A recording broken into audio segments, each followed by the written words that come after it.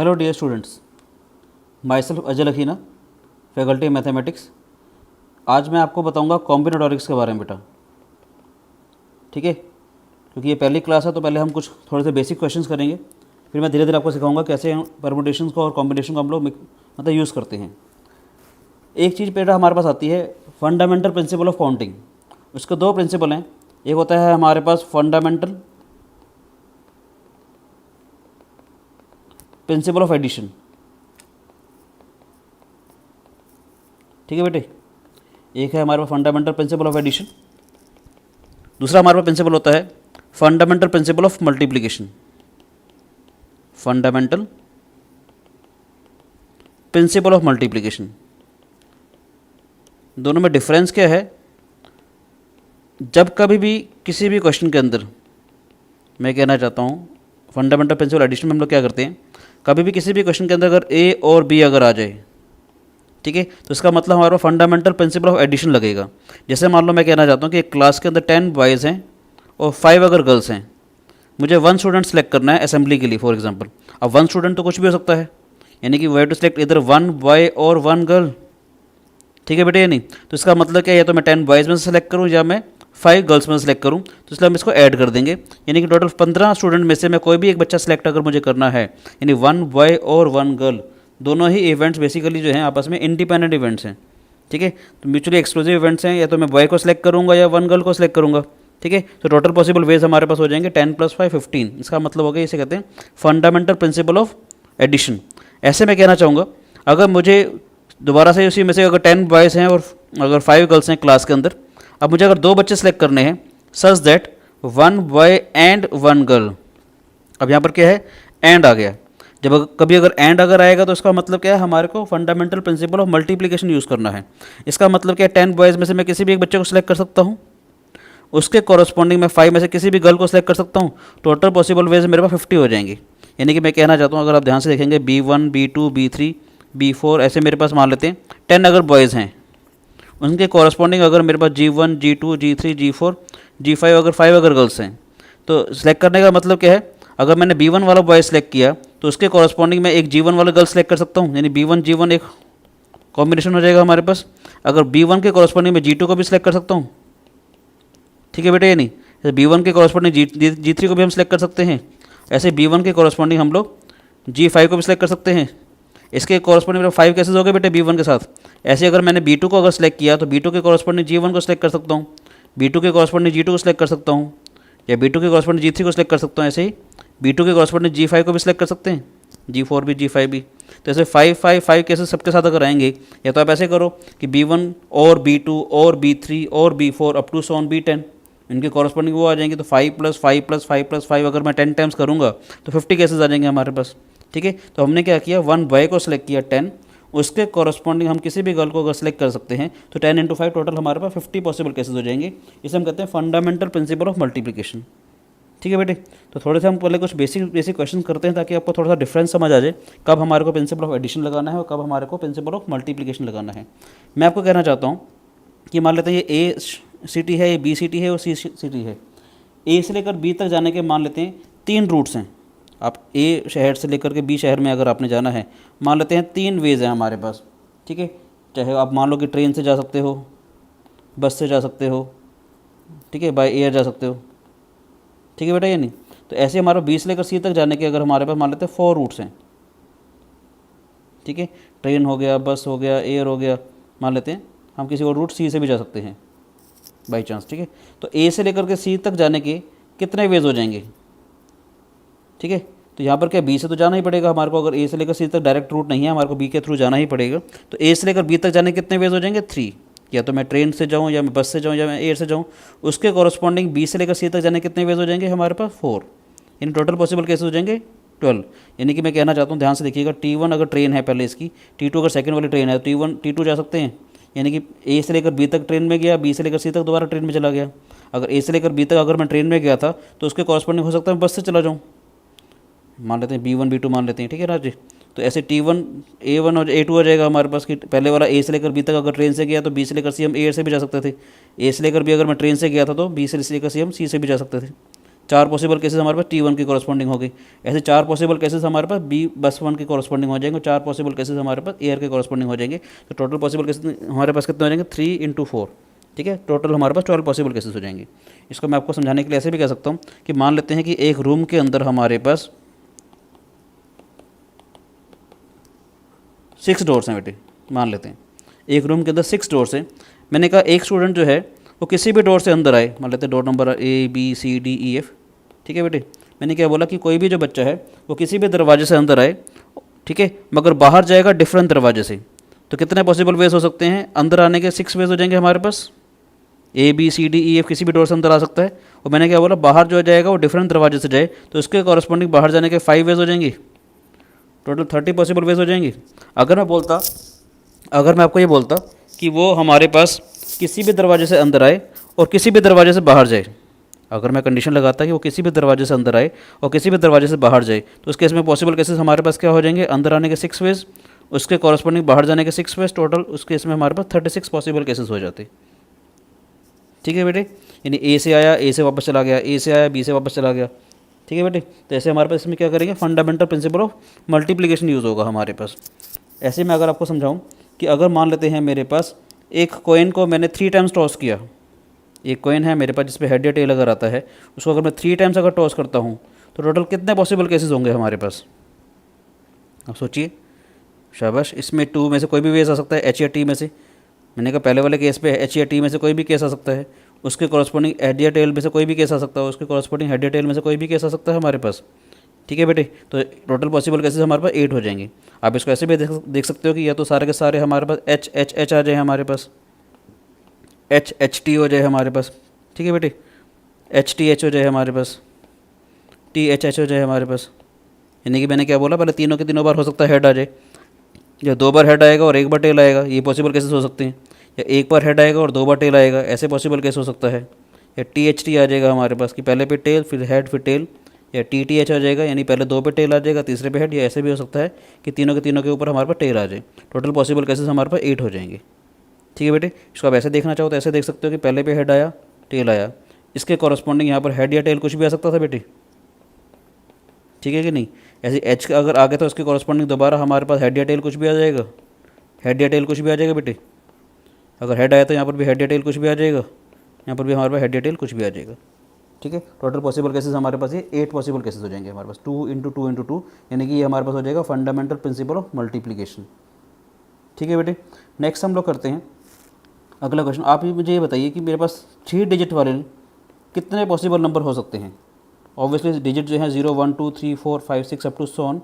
ठीक है, 0 1 2 3 4 5 6 up to so on, 9 में से मैं कोई भी डिजिट यूज़ कर सकता हूँ।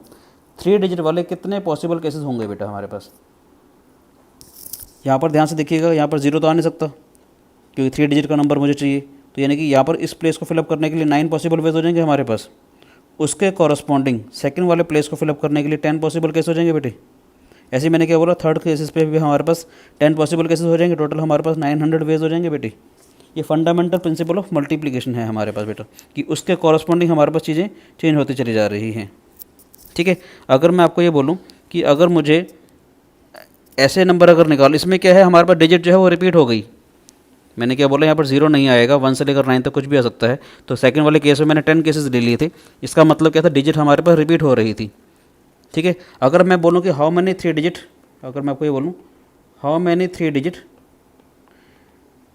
Distinct numbers you can form, कितने आप 3 डिजिट डिस्टिंक्ट नंबर्स बना सकते हो। ठीक है, तो इसमें क्या होगा, हमारे पास 3 डिजिट नंबर्स अगर मुझे बनाने हैं, इसका मतलब क्या है, यहाँ पर 0 तो आएगा नहीं इस प्लेस पे, तो 1 से लेकर 9 तो कुछ भी नंबर आ सकता है। ठीक है, तो जो भी नंबर अगर आ गया, for example let it be 5 आया हमारे पास। ठीक है, तो नेक्स्ट केस में हमारे पास 5 तो आएगा नहीं यहाँ पर, मगर 0 तो आ सकता है बेटे। इस पोजीशन पे हमारे पास मान लेते हैं, अगर इस वाली पोजीशन पे अगर 5 अगर आया था, तो नेक्स्ट वाली पोजीशन पे 5 तो आएगा नहीं क्योंकि डिस्टिंक्ट नंबर चाहिए हमारे पास। तो इसका मतलब क्या है, सेकंड वाली मिडल नंबर पे कितने पॉसिबल केसेस हो जाएंगे हमारे पास, 9, क्योंकि 5 नहीं आएगा मगर 0 तो आ सकता है ना बेटे अब।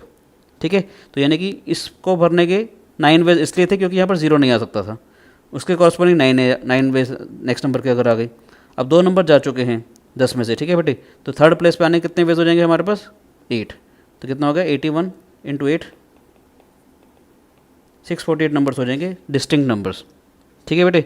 और अगर क्वेश्चन ये कहता है कि अगर ऐसे कितने नंबर होंगे जिसमें कम से कम एक डिजिट रिपीट हो, अगर ऐसे बोल देता how many 3 digit numbers are there in which at least one of the digit is repeated, one of the digit is repeated.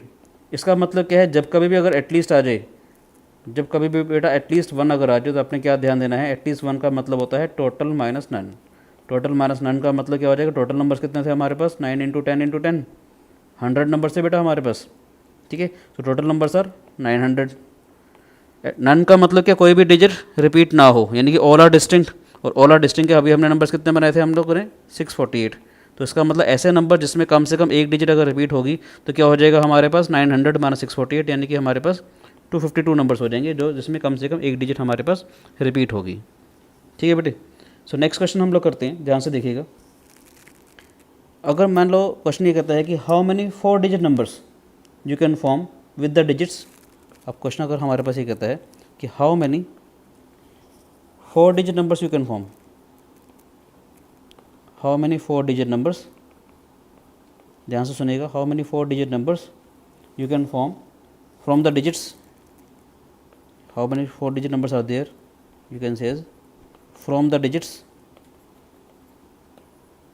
हम लोगों ने अगर यूज़ करना है 0 1 2 3 4 5, इन 6 डिजिट्स को यूज़ करके हमारे पास कितने 4 डिजिट नंबर्स बनेंगे बेटे। सीधी सी बात है, यहाँ पर 0 तो आएगा नहीं बेटा, ठीक है ना। तो इसका मतलब इन पांचों में से कोई भी नंबर आ जाएगा। और ध्यान से देखिएगा, इसने यहाँ पर बोला how many 4 digit numbers are there, इसने कोई रिस्ट्रिक्शन नहीं लगाई है। अगर रिस्ट्रिक्शन नहीं लगाई है तो इसका मतलब क्या है, डिजिट कैन बी रिपीटेड, क्योंकि टोटल नंबर्स हमारे को निकालने हैं ना बेटे। इसने बोला है how many 4 digit numbers are there from the digit 0 1 2 3 4 5। जब कोई रिस्ट्रिक्शन अगर नहीं है तो इसका मतलब क्या है, डिजिट्स कैन बी रिपीटेड, क्योंकि मैं नंबर्स के बारे में बात कर रहा हूँ। तो यहाँ पर 0 तो आएगा नहीं, मगर पाँचों में से कोई भी नंबर आ सकता है बेटे। नेक्स्ट पोजीशन पे हमारे पास 6 में से कोई भी नंबर आ जाएगा, क्योंकि टोटल इसने नंबर्स पूछे हैं जो इन्हीं डिजिट का मुझे यूज़ करके बनाने हैं। तो उसके कॉरस्पॉन्डिंग नेक्स्ट 6 में से कोई भी नंबर आ जाएगा, नेक्स्ट 6 में से कोई भी नंबर आ जाएगा बेटे। ठीक है, तो कितना हो जाएगा हमारे पास 30 इंटू 36। ठीक है बेटे, 1080 नंबर आ जाएगा। अगर ये बोलता हमारे पास how many 4 digit distinct numbers अगर बनाने होते, 4 डिजिट डिस्टिंक्ट नंबर्स, या कह सकता है कि जिसमें digit can not be repeated basically. ठीक है, how many distinct digit use करने हमारे को फ्रॉम द नंबर 0 1 2 3 4 5। इन्हीं डिजिट से यूज़ करके मुझे अगर 4 डिजिट नंबर बनाने हैं जिसमें कोई भी डिजिट जो है वो रिपीट अगर नहीं होनी चाहिए, तो कितने पॉसिबल वेज होंगे हमारे पास, 0 तो आएगा नहीं बेटे। ठीक है, इन पाँचों में से कोई भी नंबर आ जाएगा, तो पहली पोजीशन पर फिलअप करने के 5 पॉसिबल वेज हो जाएंगे। उसके कॉरस्पॉन्डिंग सेकंड वाली पोजीशन के ऊपर अब क्या 0 आ सकता है। मान लेते हैं पहली वाली पोजीशन पे अगर 5 अगर आ गया था फॉर एग्जांपल, तो ये बाकी 4 ये आ जाएंगे और एक 0 भी आ सकता है हमारे पास, तो इसको फिलअप करने के 5 वेज हो जाएंगे। ठीक है बेटे, 2 नंबर मेरे पास जा चुके हैं 6 में से। इस पोजीशन को भरने के लिए बाकी 4 में से कोई भी नंबर आ जाएगा, उसके कॉरस्पॉन्डिंग बाकी 3 में से कोई भी नंबर आ जाएगा बेटे। सो टोटल नंबर कितने हो जाएंगे, 5 इंटू 5 25, 25 इंटू 4 100, 100 इंटू 3 300 नंबर होंगे हमारे पास, जिसमें हमारे पास कोई भी डिजिट जो है वो रिपीट नहीं होगी। ठीक है बच्चे, नेक्स्ट क्वेश्चन हम लोग करते हैं, how many 5 digit numbers are there without repetition of the digit. ऐसे ही इन्हीं को यूज़ करना है बेटा। हमारे पास क्वेश्चन कहता है कि हाउ मेनी 5 डिजिट नंबर्स, बिल्कुल बेसिक से क्वेश्चंस करवा रहा हूँ मैं। ठीक है, तो थोड़ा सा क्वेश्चन चलो चेंज करते हैं। How many 5 digit odd numbers लिखता हूँ मैं यहाँ पर, how many 5 digit odd numbers can be formed. इस चैप्टर की खास बात क्या है बेटा, आपको लैंग्वेज पढ़नी बहुत ज़रूरी है। ठीक है, so how many 5 digit odd numbers can be form using the digits, आप लोगों ने डिजिट्स इस्तेमाल करनी है 0 1 2 3 4 5 same, without repetition, without repeating the digits. आपको डिजिट रिपीट नहीं करनी है। तो आपने बताना है कि कितने 5 डिजिट ऑड नंबर्स आप लोग बना सकते हो। ठीक है बेटे, सोचो 5 digit odd numbers by using the digit 0 1 2 3 4 5। You may pause the video and otherwise I am just sharing the solution बेटा। 5 डिजिट ऑड नंबर अगर मुझे बनाने हैं बच्चे, तो इसका मतलब है इस पोजीशन के ऊपर हमारे पास क्या आएगा, 1 आएगा या 3 आएगा या 5 आएगा बेटे। ठीक है। तो इस पोजीशन को भरने के कितने वेज हो जाएंगे हमारे पास? 3 पॉसिबल वेज हो जाएंगे, ठीक है। मान लेते हैं अगर मेरे पास 5 अगर आ गया, ठीक है, तो बाकी कितने नंबर आ जाएंगे हमारे पास? ये 5 नंबर बच गए, जिसमें से देखा जाए 0 वाला नंबर तो यहाँ पर आएगा नहीं, यहाँ पर इस पोजीशन के ऊपर 0 तो आएगा नहीं ना बेटा हमारे पास। तो इसका मतलब कि बाकी 4 में से कोई भी नंबर आ जाएगा इस पोजीशन को फिलअप करने के लिए, इस पोजीशन को फिलअप करने के लिए इन चारों में से कोई भी नंबर आ जाएगा, ठीक है। फॉर एग्जांपल मान लेते हैं 4 आ गया। अभी क्या है, ये 4 नंबर बच गए बेटा हमारे पास, ठीक है। ये 4 नंबर बचे हैं और ये 3 पोजीशंस हैं हमारे पास। तो इसका मतलब क्या है, पहले वाली पोजीशन के ऊपर चारों में से कोई भी एक नंबर आएगा, उसके कॉरस्पॉन्डिंग बाकी 3 में से कोई भी नंबर आ जाएगा, उसके कॉरस्पॉन्डिंग बाकी 2 में से कोई भी नंबर आ जाएगा बेटे। सो टोटल पॉसिबल वेज कितने हो जाएंगे? 4 × 4 16 और ये क्या आ जाएगा 3 × 2 6 6 × 3 हमारे पास आ जाएगा 18, ठीक है बेटे। सो सिंप्लीफाई करेंगे तो हमारे पास आ जाएगा 288 वेज, ठीक है बेटे। नेक्स्ट करते हैं हम लोग, ध्यान से सुनिएगा, हाउ मैनी 5 डिजिट नंबर्स, इसी में ही करते हैं हम लोग क्वेश्चन को। अब मुझे 5 डिजिट नंबर बनाने हैं बेटे, how many 5 digit numbers you can form, how many 5 digit numbers divisible by 2। सीधी सी बात है, डिविजिबल बाय 2 का मतलब क्या, इवन होंगे, ठीक है बेटे। Divisible by 2 can be formed from the digits, जो डिजिट्स हमारे को यूज़ करनी है वो यही है हमारे पास 0 1 2 3 4 5। मुझे 5 डिजिट नंबर्स बनाने हैं which are divisible by 2 which are divisible by 2 without repetition of digit, without repetition of digit, ठीक है बेटे। करो, कैसे करोगे आप लोग इस क्वेश्चन को, टेक योर टाइम। मैं यहाँ पर बताना चाहूँगा आपको कि मुझे 5 डिजिट नंबर अगर बनाने हैं तो बेसिकली 2 केसेस होंगे, क्योंकि यहाँ पर हमारे पास 0 दिया हुआ है, ठीक है। तो इसका मतलब यहाँ पर 0 2 4 कुछ भी हो सकता है हमारे पास। पहला केस मैं ले रहा हूँ कि अगर यहाँ पर 0 आ जाए, इस पोजीशन पे, लास्ट वाली पोजीशन के ऊपर अगर हमारे पास 0 अगर आ जाता है, ठीक है, तो इसका मतलब इसको फिलअप करने के हमारे पास सिर्फ 1 वे होगा हमारे पास, ठीक है बेटे। बाकी ये 5 नंबर रह जाएंगे, बाकी ये हमारे पास 5 डिजिट नंबर बनाने थे। अगर मान लेते हैं कि यूनिट्स प्लेस पे अगर 0 अगर आ जाता है रहेगा तो इवन हमारे पास, ठीक है। तो बाकी हमारे पास 5 डिजिट बच जाएंगी, पोजीशन मेरे पास 4 हैं। तो इसका मतलब क्या है, पहले 5 में से कोई एक नंबर आएगा, फिर बाकी 4 में से कोई एक आ जाएगा, बाकी 3, बाकी 2 आ जाएगा बेटा हमारे पास। टोटल केसेस हमारे पास हो जाएंगे 120। ये हमारे पास हो गया केस 1 जहाँ पर यूनिट डिजिट जो है वो 0 आ जाए। केस 2 क्या होगा बेटा हमारे पास? केस 2 का मतलब होगा हमारे पास, अगर मेरे पास 5 डिजिट जो नंबर बनाना है जिसके अंदर यूनिट डिजिट पे यहाँ पर अगर मेरे पास 2 या 4 आ जाए, ठीक है बेटे, तो इसका मतलब है इस पोजीशन को भरने के हमारे पास 2 वेज हो जाएंगे, 2 या 4 में से कोई भी आ सकता है। डिजिट्स जो मुझे यूज़ करनी थी, डिजिट्स हमारे को जो यूज़ करनी है वो 0 1 2 3 4 5, ठीक है। तो मैंने क्या बोला, यूनिट डिजिट पे हमारे पास 2 या 4 में से कोई भी आ सकता है। मान लेते हैं कि 4 आ गया, ठीक है। बाकी मेरे पास ये 4 नंबर बच गए, 0 1 2 3 और 5, ठीक है। अब इस प्लेस के ऊपर 0 तो आ नहीं सकता, तो इसका मतलब बाकी चारों में से कोई भी नंबर आएगा, तो यानी कि इस प्लेस को भरने के हमारे पास 4 वेज हो जाएंगे। फॉर एग्जांपल मान लेते हैं कि हमारे पास 5 आ गया, ठीक है बेटे। अब ये 3 पोजीशन बच गई, नंबर मेरे पास हैं 4, ठीक है। तो इसका मतलब क्या, इसको फिलअप करने के 4 वेज, उसके कॉरस्पॉन्डिंग इसको फिलअप करने के 3 वेज, उसके कॉरस्पॉन्डिंग इसको फिलअप करने के 2 वेज। तो क्या हो जाएगा बेटा हमारे पास, दिस इज 4 × 4 16 × 3 × 2 6 6 × 2 12। कितना हो जाएगा ये हमारे पास, 12 6 72, 12 + 7 192। 192 हमारे पास केसेस ये हो गए थे, 120 हमारे पास केसेस ये हो गए। दोनों को अगर मैं ऐड करता हूँ तो टोटल पॉसिबल केसेस कितने हो जाएंगे हमारे पास, दिस इज 312, ठीक है। तो 312 जो होंगे हमारे पास इवन नंबर होंगे basically, which are form by the digit 0 1 2 3 4 5 where digits can not be repeated, ठीक है।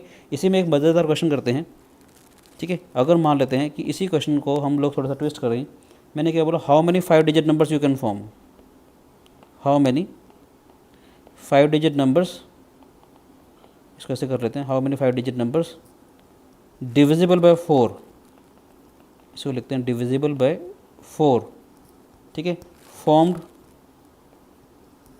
यूजिंग डिजिट्स, सेम लेता हूँ 0 1 2 3 4 5। इसमें 2 बातें हैं, अगर मैं अभी मैंने कोई रिस्ट्रिक्शन अगर नहीं लगाई है, how many 5 digit numbers divisible by 4 formed using the digit so and so, अगर ऐसा कुछ मेंशन नहीं किया हुआ है तो इसका मतलब क्या है, डिजिट कैन बी रिपीटेड। आपको ये हिंट है ये, ठीक है। तो इसका मतलब क्या है, डिजिट कैन बी रिपीटेड। हम दोनों केसेस करेंगे, अगर आप कहते हो तो हम वो भी करेंगे जिसमें डिजिट रिपीट ना हो या डिजिट रिपीट होगा, दोनों केसेस करेंगे। ठीक है, चलो पहले मैं कर लेता हूँ कि डिजिट जिसमें रिपीट होगी, या कह सकते हैं repetition of digit is allowed. आपको समझाने के लिए हिंट दे देता हूँ मैं कि repetition of digit is allowed. तो कितने केसेस होंगे हमारे पास? मुझे 5 डिजिट नंबर्स बनाने हैं बेटे, बाय यूजिंग द डिजिट्स 0 1 2 3 4 5। ठीक है, कि नंबर जो है वो 4 से डिविजिबल होना चाहिए और we can repeat the digits. तो देखते हैं कितने नंबर्स बनेंगे हमारे पास, सोचिए।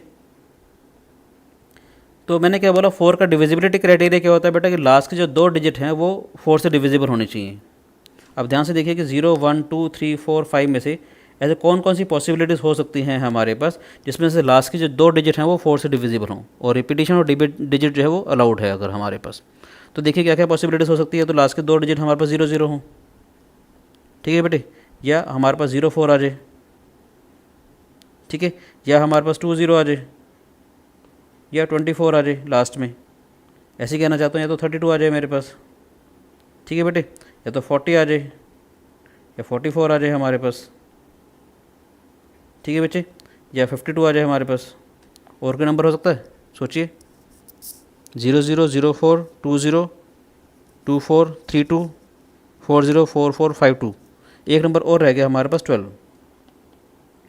1 2 भी हमारे पास यूज़ हो सकता था जिसमें लास्ट के जो 2 डिजिट हैं हमारे पास 4 से डिविजिबल हों। तो टोटल पॉसिबल केसेस कितने हो गए हमारे पास, 1 2 3 4 5 6 7 8 और ये 9। इसका मतलब कि लास्ट की 2 पोजीशन के ऊपर हमारे पास, लास्ट की 2 पोजीशन पे हमारे पास इस प्लेस को फिलअप करने के लिए अगर रिपीटेशन डिजिट अगर अलाउड है तो हमारे पास 9 पॉसिबल वेज हैं बेटे। या तो लास्ट में 2 0 0 आ जाए, या 0 4 आ जाए, या 2 0 आ जाए, 2 4 आ जाए, ठीक है ना बेटे। ठीक है, तो लास्ट में हमारे पास जो है लास्ट की 2 पोजीशन जो हैं वो 4 से डिविजिबल होनी चाहिए, तभी सारा का सारा जो नंबर है वो 4 से डिविजिबल होगा।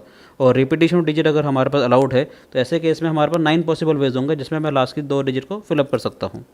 अब देखिए इस प्लेस के ऊपर हमारे पास 0 तो आ नहीं सकता, तो इसका मतलब इस प्लेस के ऊपर हमारे पास 1 2 3 4 5 में से कोई भी नंबर आएगा, ठीक है। उसका मतलब इस प्लेस को भरने के कितने वेज हो जाएंगे हमारे पास, 5।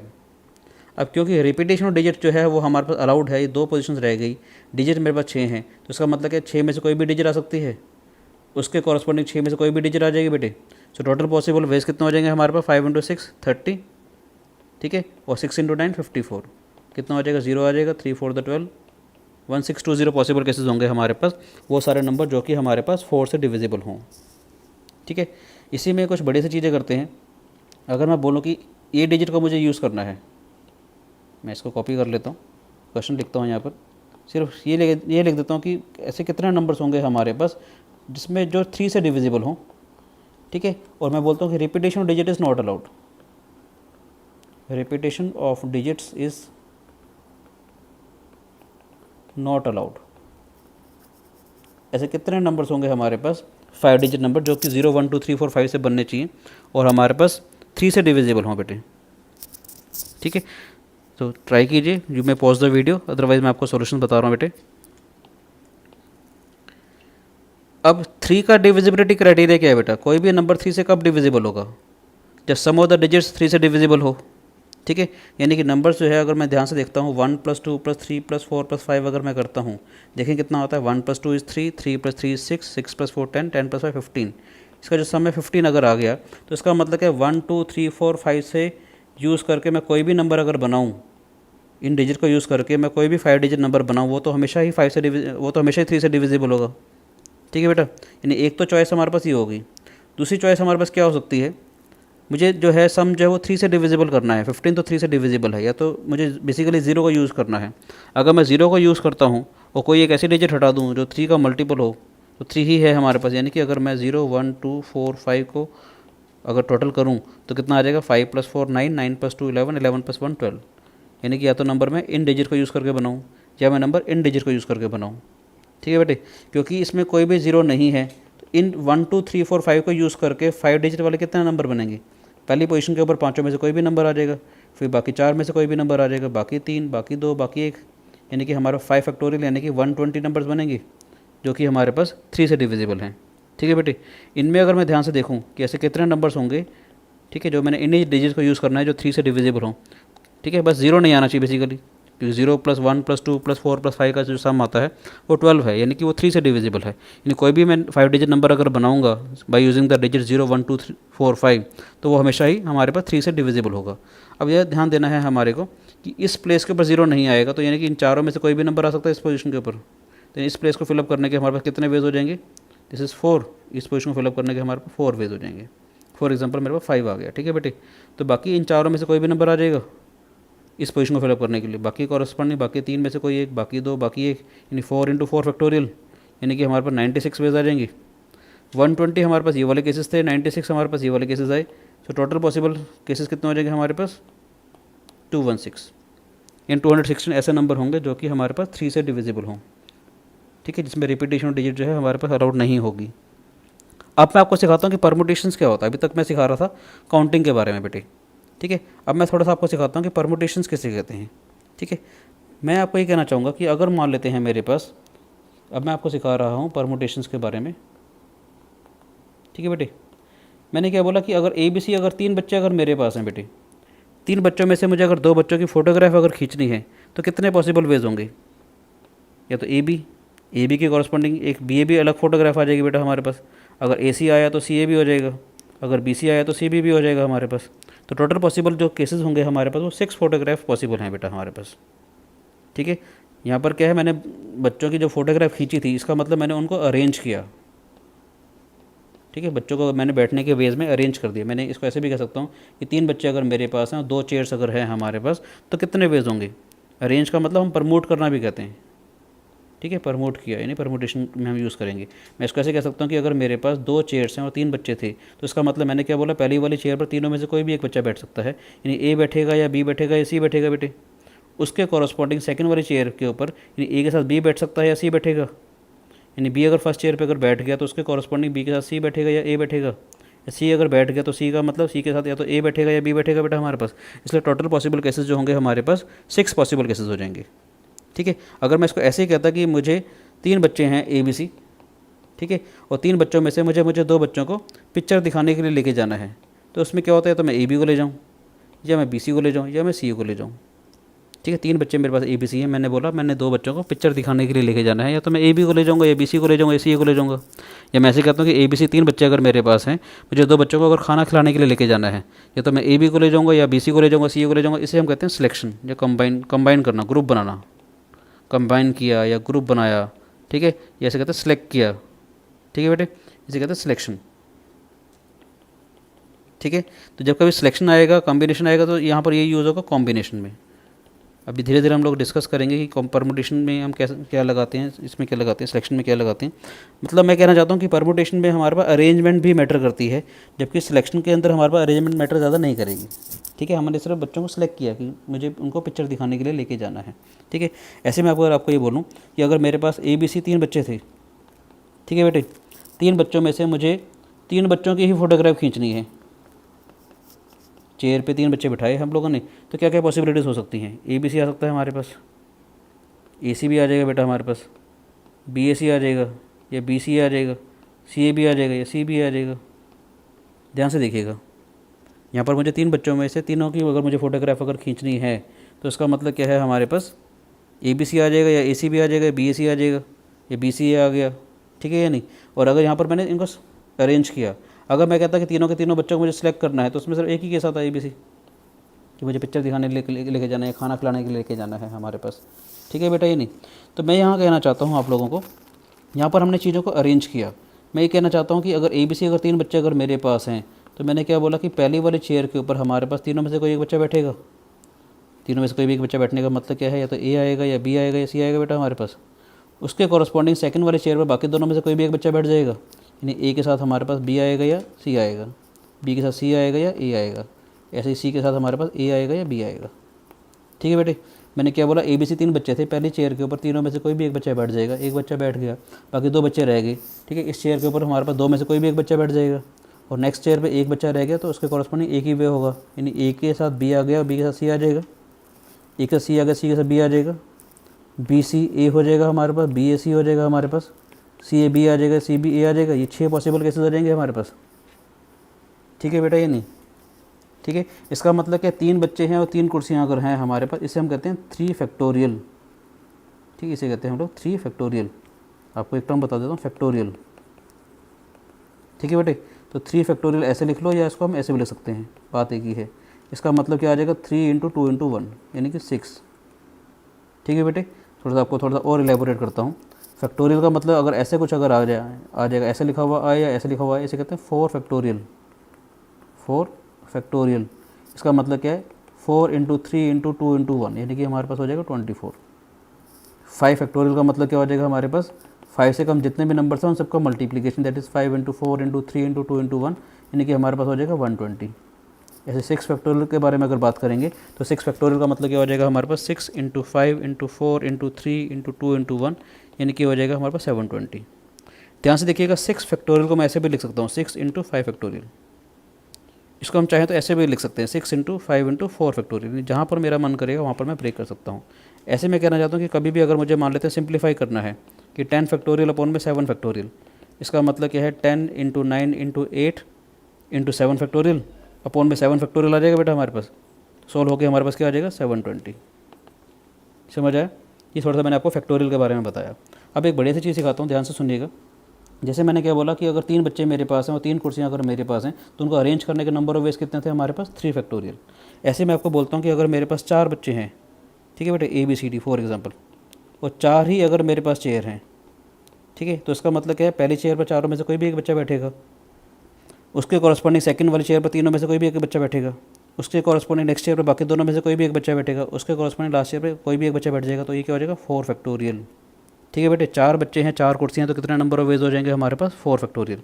ऐसे मैं कहना चाहूँगा कि अगर 5 बच्चे हैं और 5 कुर्सियाँ हैं तो इसका मतलब क्या है, पहली चेयर पर पाँचों में से कोई भी एक बच्चा बैठेगा, उसके कॉरस्पॉन्डिंग बाकी 4 में से बाकी 3, बाकी 2, बाकी 1। समझ आए? तो ऐसे 5 बच्चे हैं और 5 कुर्सियाँ अगर हैं तो उनको बिठाने के नंबर ऑफ वेज कितने हो जाएंगे हमारे पास, 5 फैक्टोरियल। ठीक है, इसका मतलब कि n अगर नंबर ऑफ़ पर्सनस हैं और अगर n नंबर ऑफ़ चेयर्स अगर हैं, इसका मतलब कि अगर n नंबर ऑफ़ पर्सनस हैं और अगर n he number of chairs अगर हैं हमारे पास, तो उनको अरेंज करने के नंबर ऑफ़ वेज कितने हो जाएंगे हमारे पास, n फैक्टोरियल। ठीक है बेटे, दोबारा कुछ एक बड़े से बातें बताता हूँ। जैसे मैंने क्या बोला कि 5 फैक्टोरियल का मतलब था हमारे पास 5 इंटू 4 इंटू 3 इंटू 2 इंटू 1 यानी 5 से कम जितने भी नंबर्स हैं उन सबका मल्टीप्लिकेशन। ऐसे 4 फैक्टोरियल के बारे में अगर बात करूँ तो 4 फैक्टोरियल क्या था हमारे पास, 4 इंटू 3 इंटू 2 इंटू 1 यानी 4 से कम जितने भी नंबर्स हैं उनका मल्टीप्लिकेशन आ जाएगा बेटे। ऐसे अगर मैं 3 फैक्टोरियल के बारे में बात करूँ तो इसका मतलब क्या आ जाएगा, 3 इंटू 2 इंटू 1 यानी कि 6 हो जाएगा। ऐसे अगर 2 फैक्टोरियल के बारे में बात करेंगे तो 2 इंटू 1 यानी कि ये हो जाएगा 2। 1 फैक्टोरियल हमारे पास हो जाएगा 1। याद रखिएगा 0 फैक्टोरियल भी हमारे पास 1 के बराबर होता है। क्यों होता है उसका लॉजिक अभी थोड़ी देर में आपको बताता हूँ, ध्यान से सुनिएगा। कर लेते हैं, अभी मैं आपको एक बात और बताना चाहूँगा कि कुछ क्वेश्चन कर लेता हूँ, फिर मैं आपको थोड़ी देर में बताता हूँ कि 0 फैक्टोरियल का मतलब 1 क्यों होता है बेटे, ताकि थोड़ा सा आपको अंडरस्टैंडिंग जो है कंसेप्ट्स की और अच्छी हो जाए थोड़ी सी। ठीक है, जैसे मान लो मैं कहना चाहता हूँ आप लोगों को कि अगर मेरे पास ये बोलूँ कि मैं आपको कि पेंसिल वाला वर्ड अगर है मेरे पास फॉर एग्जांपल, ठीक है, जैसे मैंने बोला 6 बच्चे हैं, 6 कुर्सियाँ हैं, तो 6 फैक्टोरियल वर्ड होता है। ऐसे मैं आपको थोड़ा सा पहले समझा देता हूँ ताकि आपको थोड़ा सा कंसेप्ट्स की अंडरस्टैंडिंग थोड़ी सी अच्छी हो जाए। फिर मैं आपको बताऊँगा कि 0 फैक्टोरियल 1 क्यों होता है और कैसे कैसे हम परमुटेशन में चीज़ें करते हैं। ठीक है बेटे, तो मैंने क्या बोला, पेंसिल वाला वर्ड अगर मेरे पास है इसका मतलब 6 लेटर्स हैं हमारे पास। ठीक है, अगर मैं आपको ये बोलूँ कि पेंसिल वाले वर्ड से कितने मैं वर्ड्स बना सकता हूँ विद और विदाउट मीनिंग वाले, इसका मतलब क्या हो जाएगा, 6 बच्चे हैं और 6 कुर्सियाँ हैं। ठीक है ना बेटे, मुझे PENCIL ये 6 लेटर्स हैं, इनको ही मुझे यूज़ करना है। ठीक है, क्वेश्चन ये कहता है कि 6 लेटर्स को मुझे 6 कितने मैं ऐसे वर्ड्स बना सकता हूँ कि using 1 letter at a time. ठीक है, 6 के 6 लेटर्स मुझे यूज़ करने हैं और 1 लेटर एट अ टाइम मुझे यूज़ करना है। How many words we can form with और विदाउट मीनिंग, तो इसका मतलब क्या, 6 पर्सनस हैं, 6 कुर्सियाँ हैं, मुझे उनको अरेंज करना है। तो इसका मतलब क्या, पहली वाली चेयर पर 6 में से कोई भी एक बच्चा बैठ जाएगा, उसके कॉरस्पॉन्डिंग सेकंड चेयर के ऊपर 5 में से कोई भी एक बच्चा आ जाएगा, उसके कॉरस्पॉन्डिंग नेक्स्ट चेयर पर बाकी 4 में से कोई भी नंबर ऑफ वेज हो जाएंगे, बाकी 3, बाकी 2, बाकी 1 आ जाएगा, यानी 6 फैक्टोरियल नंबर ऑफ वेज हो जाएंगे हमारे पास। समझ आया कि नहीं आया बेटा? पेंसिल वाला वर्ड था हमारे पास, मैंने क्या बोला, पेंसिल वाले वर्ड से मैं कितने वर्ड्स बना सकता हूँ विद और विदाउट मीनिंग वाले। ठीक है, तो 6 लेटर्स अगर मेरे पास हैं, 6 पोजीशन मेरे पास हैं, तो इसका मतलब क्या है, पहली वाली पोजीशन के ऊपर 6 में से कोई भी एक बच्चा आ जाएगा, कोई भी एक लेटर आ जाएगा, उसके कॉरस्पॉन्डिंग बाकी 5, बाकी 4, बाकी 3, बाकी 2, बाकी 1 यानी कि 6 फैक्टोरियल नंबर ऑफ वेज होंगे। समझ आए? नेक्स्ट मैं बोलता हूँ कि पेंसिल वाले वर्ड से ऐसे कितने लेटर्स हम वर्ड्स बना सकते हैं विद और विदाउट मीनिंग वाले। पेंसिल वाला मुझे ये सारे के सारे लेटर्स मुझे यूज़ करने हैं। कितने 6 मतलब कितने वर्ड्स मैं बनाऊंगा so that the word start from P. ऐसे कितने वर्ड्स होंगे जो पी से शुरू हों। तो इसका मतलब क्या है, इस पोजीशन को फिलअप करने का हमारे पास 1 वे है। उसके कॉरस्पॉन्डिंग ये 5 लेटर्स मेरे पास हैं बेटे, ये 5 लेटर्स हैं, 5 पोजीशंस हैं। इसका मतलब कि पहली पोजीशन के ऊपर 5 में से कोई भी एक बच्चा बैठेगा, उसके कॉरस्पॉन्डिंग बाकी 4 में से कोई भी एक बच्चा बैठेगा, बाकी 3, बाकी 2, बाकी 1, यानी कि हमारा 5 फैक्टोरियल हो जाएंगे वर्ड्स, यानी 120 वर्ड्स बनेंगे जो so that the word start from P. समझ आया बेटे। क्वेश्चन ये था कि पेंसिल वाले वर्ड से मैं ऐसे कितने वर्ड्स बना सकता हूँ जो कि पी से शुरू हों, that is a word start from P.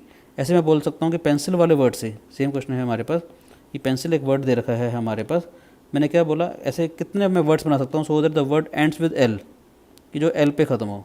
ठीक है, ऐसे कितने वर्ड्स बनेंगे जो कि एल पे हमारे पास ख़त्म हो। ठीक है बेटा, यानी लास्ट लेटर जो है वो हमारा एल आए, तो वही करेंगे। एल वाला लेटर तो फिक्स हो गया बेटा हमारे पास, ये वाला लेटर तो फिक्स हो गया।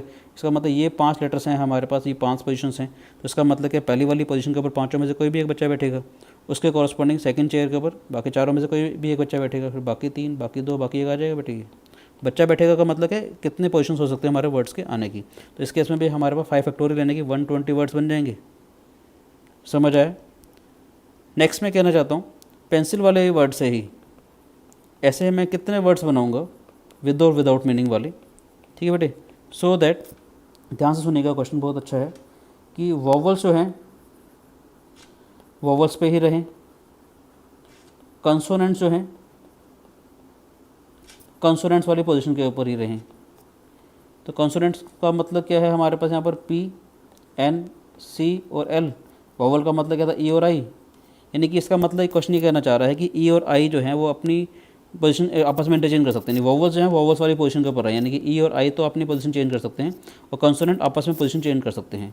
तो वॉवल्स अपनी पोजीशन चेंज करेंगे, यानी वॉवल जो है या तो यहाँ पर आएगा सेकंड पोजीशन के ऊपर या सेकंड लास्ट पे यानी 5th पोजीशन के ऊपर आएगा। तो मैंने क्या बोला, पेंसिल वाले वर्ड से ऐसे कितने वर्ड्स मैं बना सकता हूँ कि so that vowels occupy vowels वाली position, vowels position and consonant occupy consonant position. तो वॉवल्स को आपस में अरेंज करने के कितने वेज हो जाएंगे, 2 फैक्टोरियल। 2 फैक्टोरियल कैसे हो जाएगा, तो ई की जगह आई आ जाएगा और आई की जगह ई आ जाएगा। ठीक है बेटे, उसके कॉरस्पॉन्डिंग, ठीक है, 4 लेटर्स जो हैं यानी 4 जो कंसोनेंट्स हैं उनकी 4 पोजीशंस हैं, उनको अरेंज करने के कितने वेज हो जाएंगे, 4 फैक्टोरियल, यानी कि हमारे पास वेज आ जाएगा 2 × 24, यानी कि हमारे पास टोटल 48 वेज हो जाएंगे कि पेंसिल वाले वर्ड में वॉवल्स जो हैं वॉवल्स वाली पोजीशन के ऊपर रहें, कंसोनेंट जो हैं वो कंसोनेंट्स वाली पोजीशन के ऊपर रहें। ठीक है बेटे, नेक्स्ट क्वेश्चन करते हैं हम लोग कि पेंसिल PENCIL अगर मुझे ऐसे दिया हुआ है, ठीक है, मैं बोलना चाहूँगा ऐसे कितने वर्ड्स होंगे, how many words you can form such that N is always next to E, N जो है वो हमेशा ई के बाद आए। तो इसमें क्या करेंगे, मज़ेदार चीज़ बताना चाहूँगा। N is always next to E का मतलब क्या है, मैंने इन दोनों को मान लेते हैं कि बच्चों का जो एक होते हैं ना टॉय जैसे होते हैं, जैसे पी का एक अलग लेटर है, ई का एक अलग लेटर है, एन का अलग लेटर है, सी का, आई का, छोटे बच्चे का जैसे हमारे पास लेटर्स आते हैं, अल्फ़ाबेट्स आते हैं। तो मैंने क्या बोला कि जिसमें N is always next to E, N हमेशा जो है ई के बाद आए, तुरंत बाद। ठीक है ना, तो हमने क्या किया, ई और एन को मैंने चिपका दिया, पेस्ट कर दिया दोनों को आपस में, यानी कि ठीक है ये इकट्ठा वर्ड रहेगा हमारे पास कि N is always next to E. तो इसको अगर मैं एक वर्ड मान लेता हूँ, ठीक है बेटे, एक लेटर हमारे पास ये हो गया, एक ये हो गया, एक ये हो गया, एक ये हो गया, टोटल कितना हो जाएंगे हमारे 5 लेटर्स हो जाएंगे। तो 5 लेटर्स को अरेंज करने के वेज कितना हो जाएंगे हमारे पास 5 फैक्टोरियल। याद रखना 5 लेटर्स हैं, 5 पोजीशंस हैं, उनको अरेंज करने के नंबर ऑफ वेज हमारे पास हो जाएंगे 5 फैक्टोरियल। ठीक है, अगर मैं बोलता इसी क्वेश्चन के अंदर कि N and E are always together, N और ई जो हैं वो हमेशा इकट्ठे आएँ। ठीक है, तो कैसे करेंगे हमने उसके इसमें क्या किया, दोबारा से इसमें खास बात क्या रहेगी, क्या डिफरेंस है कि ई और एन को हमने इकट्ठा तो कर दिया, ई और एन को मैंने एक लेटर तो मान लिया।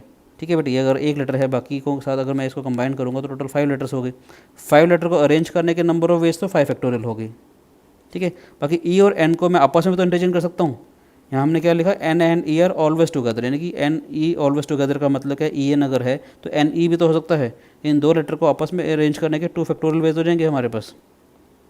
ठीक है बेटे, 5 फैक्टोरियल होता है 120, 120 × 2, टोटल पॉसिबल वेज हमारे पास हो जाएंगे 240। अभी सारा का सारा ये अरेंजमेंट चल रहा है बेटा। ठीक है, समझ आया।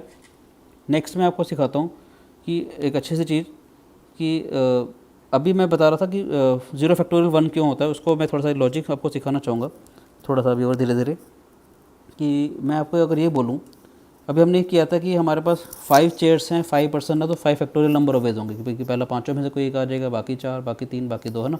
तो ऐसे ही मैं आपको सिखाना चाहता हूँ। मान लेते हैं कि 10 पर्सन मेरे पास हैं, ठीक है बेटे। मैंने कहा मेरे पास मान लेते हैं 10 लोग हैं, 10 पर्सन हमारे पास हैं, ठीक है। और 4 चेयर्स मेरे पास हैं, ठीक है।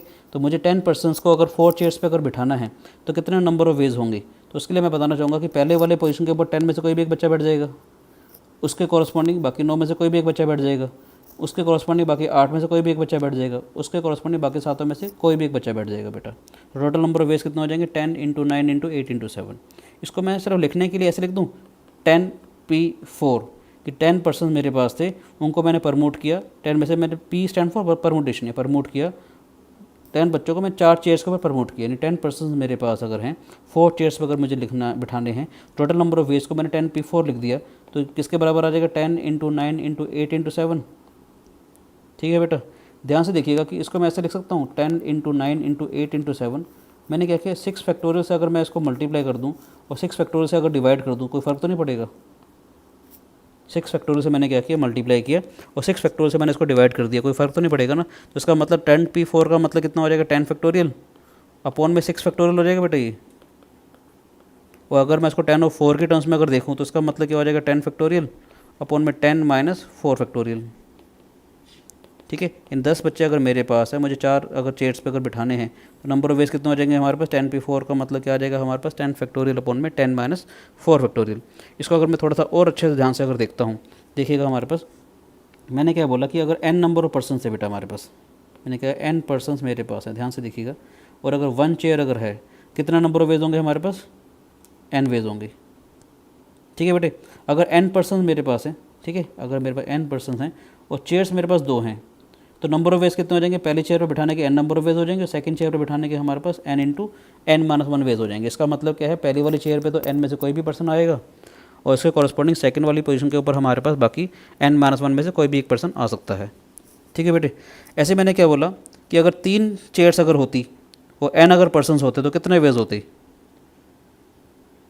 पहले चेयर पर बिठाने के n वेज, उसके कॉरस्पॉन्डिंग सेकंड वाली चेयर पर बिठाने के n - 1 वेज, उसके कॉरस्पॉन्डिंग नेक्स्ट चेयर पर बिठाने के हमारे पास n - 2 वेज हो जाएंगे बेटे। समझ आए पक्का। यानी अगर n पर्सन मेरे पास हैं, 3 चेयर्स अगर मेरे पास हैं, तो इसका मतलब क्या है, पहले वाली चेयर के ऊपर n में से कोई भी एक पर्सन बैठ जाएगा, उसके कॉरस्पॉन्डिंग सेकंड वाली चेयर पर n - 1 में से कोई भी एक पर्सन बैठ जाएगा, उसके कॉरस्पॉन्डिंग नेक्स्ट चेयर के ऊपर n - 2 में से कोई भी एक पर्सन बैठ जाएगा। ऐसे मैं कहना चाहता हूँ कि अगर 4 चेयर्स अगर होती, n पर्सनस हैं और 4 अगर चेयर्स अगर होती हमारे पास, तो इसका मतलब क्या है, पहली चेयर पे n में से कोई बच्चा बैठेगा, बाकी n - 1 में से, बाकी n - 2 में से, बाकी n - 3 में से। समझ आया बेटा, ये नहीं है। इसको थोड़ा सा आप अगर ऐसे देखेंगे, ध्यान से देखिएगा कि मैं क्या कहना चाहता हूँ, कि ये चीज़ अगर मेरे पास है, ठीक है बेटे, ठीक है, मैंने क्या बोला, n पर्सन मेरे पास हैं, अगर एक चेयर थी तो n में से कोई बच्चा बैठा, बाकी अगर 2 चेयर्स अगर थी हमारे पास तो n × n - 1 आ जाएगा, 3 चेयर्स हैं तो n × n - 1 × n - 2 आ जाएगा, और 4 चेयर्स अगर तो n n - 1 n - 2 × n - 3 आएगा। ध्यान से देखिएगा मैं क्या कहना चाह रहा हूँ। अगर यहाँ पर 4 चेयर्स थी तो यहाँ पर एक कम आ गया था, 4 से कम आया था बेटे, ठीक है कि नहीं। मैंने क्या बोला कि अगर 4 चेयर्स थी तो यहाँ पर हमारे पास n n - 1 n - 2 × n - 3 तक आया था। अगर 3 चेयर्स थी हमारे पास जब, तो यहाँ 2 तक आ गया था हमारे पास, ही इससे कम आया था।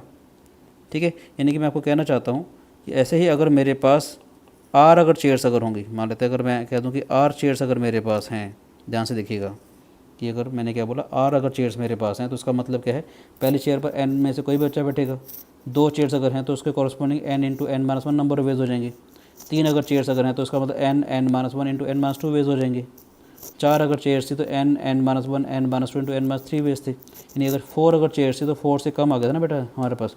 ऐसे अगर n पर्सनस अगर हैं हमारे पास और अगर r चेयर्स अगर हैं हमारे पास, मैं कहना चाहता हूँ कि n पर्सनस अगर हमारे पास हैं और अगर मेरे पास ये r चेयर्स अगर हैं, तो इसका मतलब क्या, पहली चेयर पर n में से कोई बच्चा बैठेगा, उसके कॉरस्पॉन्डिंग n - 1 में से आ जाएगा, इन दोनों में से। 3 चेयर्स थी तो n × n - 1 × n - 2 था, 4 चेयर्स थी तो हमारे पास n n - 2 n - 2 × n - 3 था बेटे। इन जितनी भी चेयर्स थी उससे कम आ रहा है ना हमारे पास। जैसे अगर r अगर चेयर्स अगर मेरे पास हैं तो उसका मतलब क्या आएगा, n में से r - 1 कर दूँ बेटे, ध्यान से देखिए, टेक योर टाइम।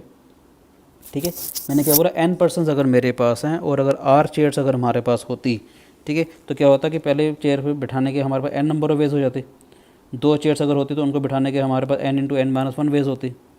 3 चेयर्स अगर होती तो हमारे पास उनको बिठाने के n into N minus one into N minus two ways होती। ठीक है बेटे। 4 अगर चेयर्स होती तो क्या होता है n n minus one N minus two into N minus three. जितने भी नंबर ऑफ चेयर्स हैं उससे कम आ रहा है ना बेटा हमारे पास। अगर r चेयर्स अगर है तो हमारे पास क्या आ जाएगा n minus R minus one आ जाएगा। इसका मतलब क्या हो गया n चेयर्स थी हमारे पास, n में से मैंने r चेयर्स पे अगर अरेंज किया था, जैसे हमने अभी पीछे किया था 10p4 को, ध्यान से देखिए, जैसे भी हमने पूरा किया था 10p4 को, 10% अगर हैं 4 चेयर्स हैं तो 10 9 8 7 आया था हमारे पास। ठीक है बेटे।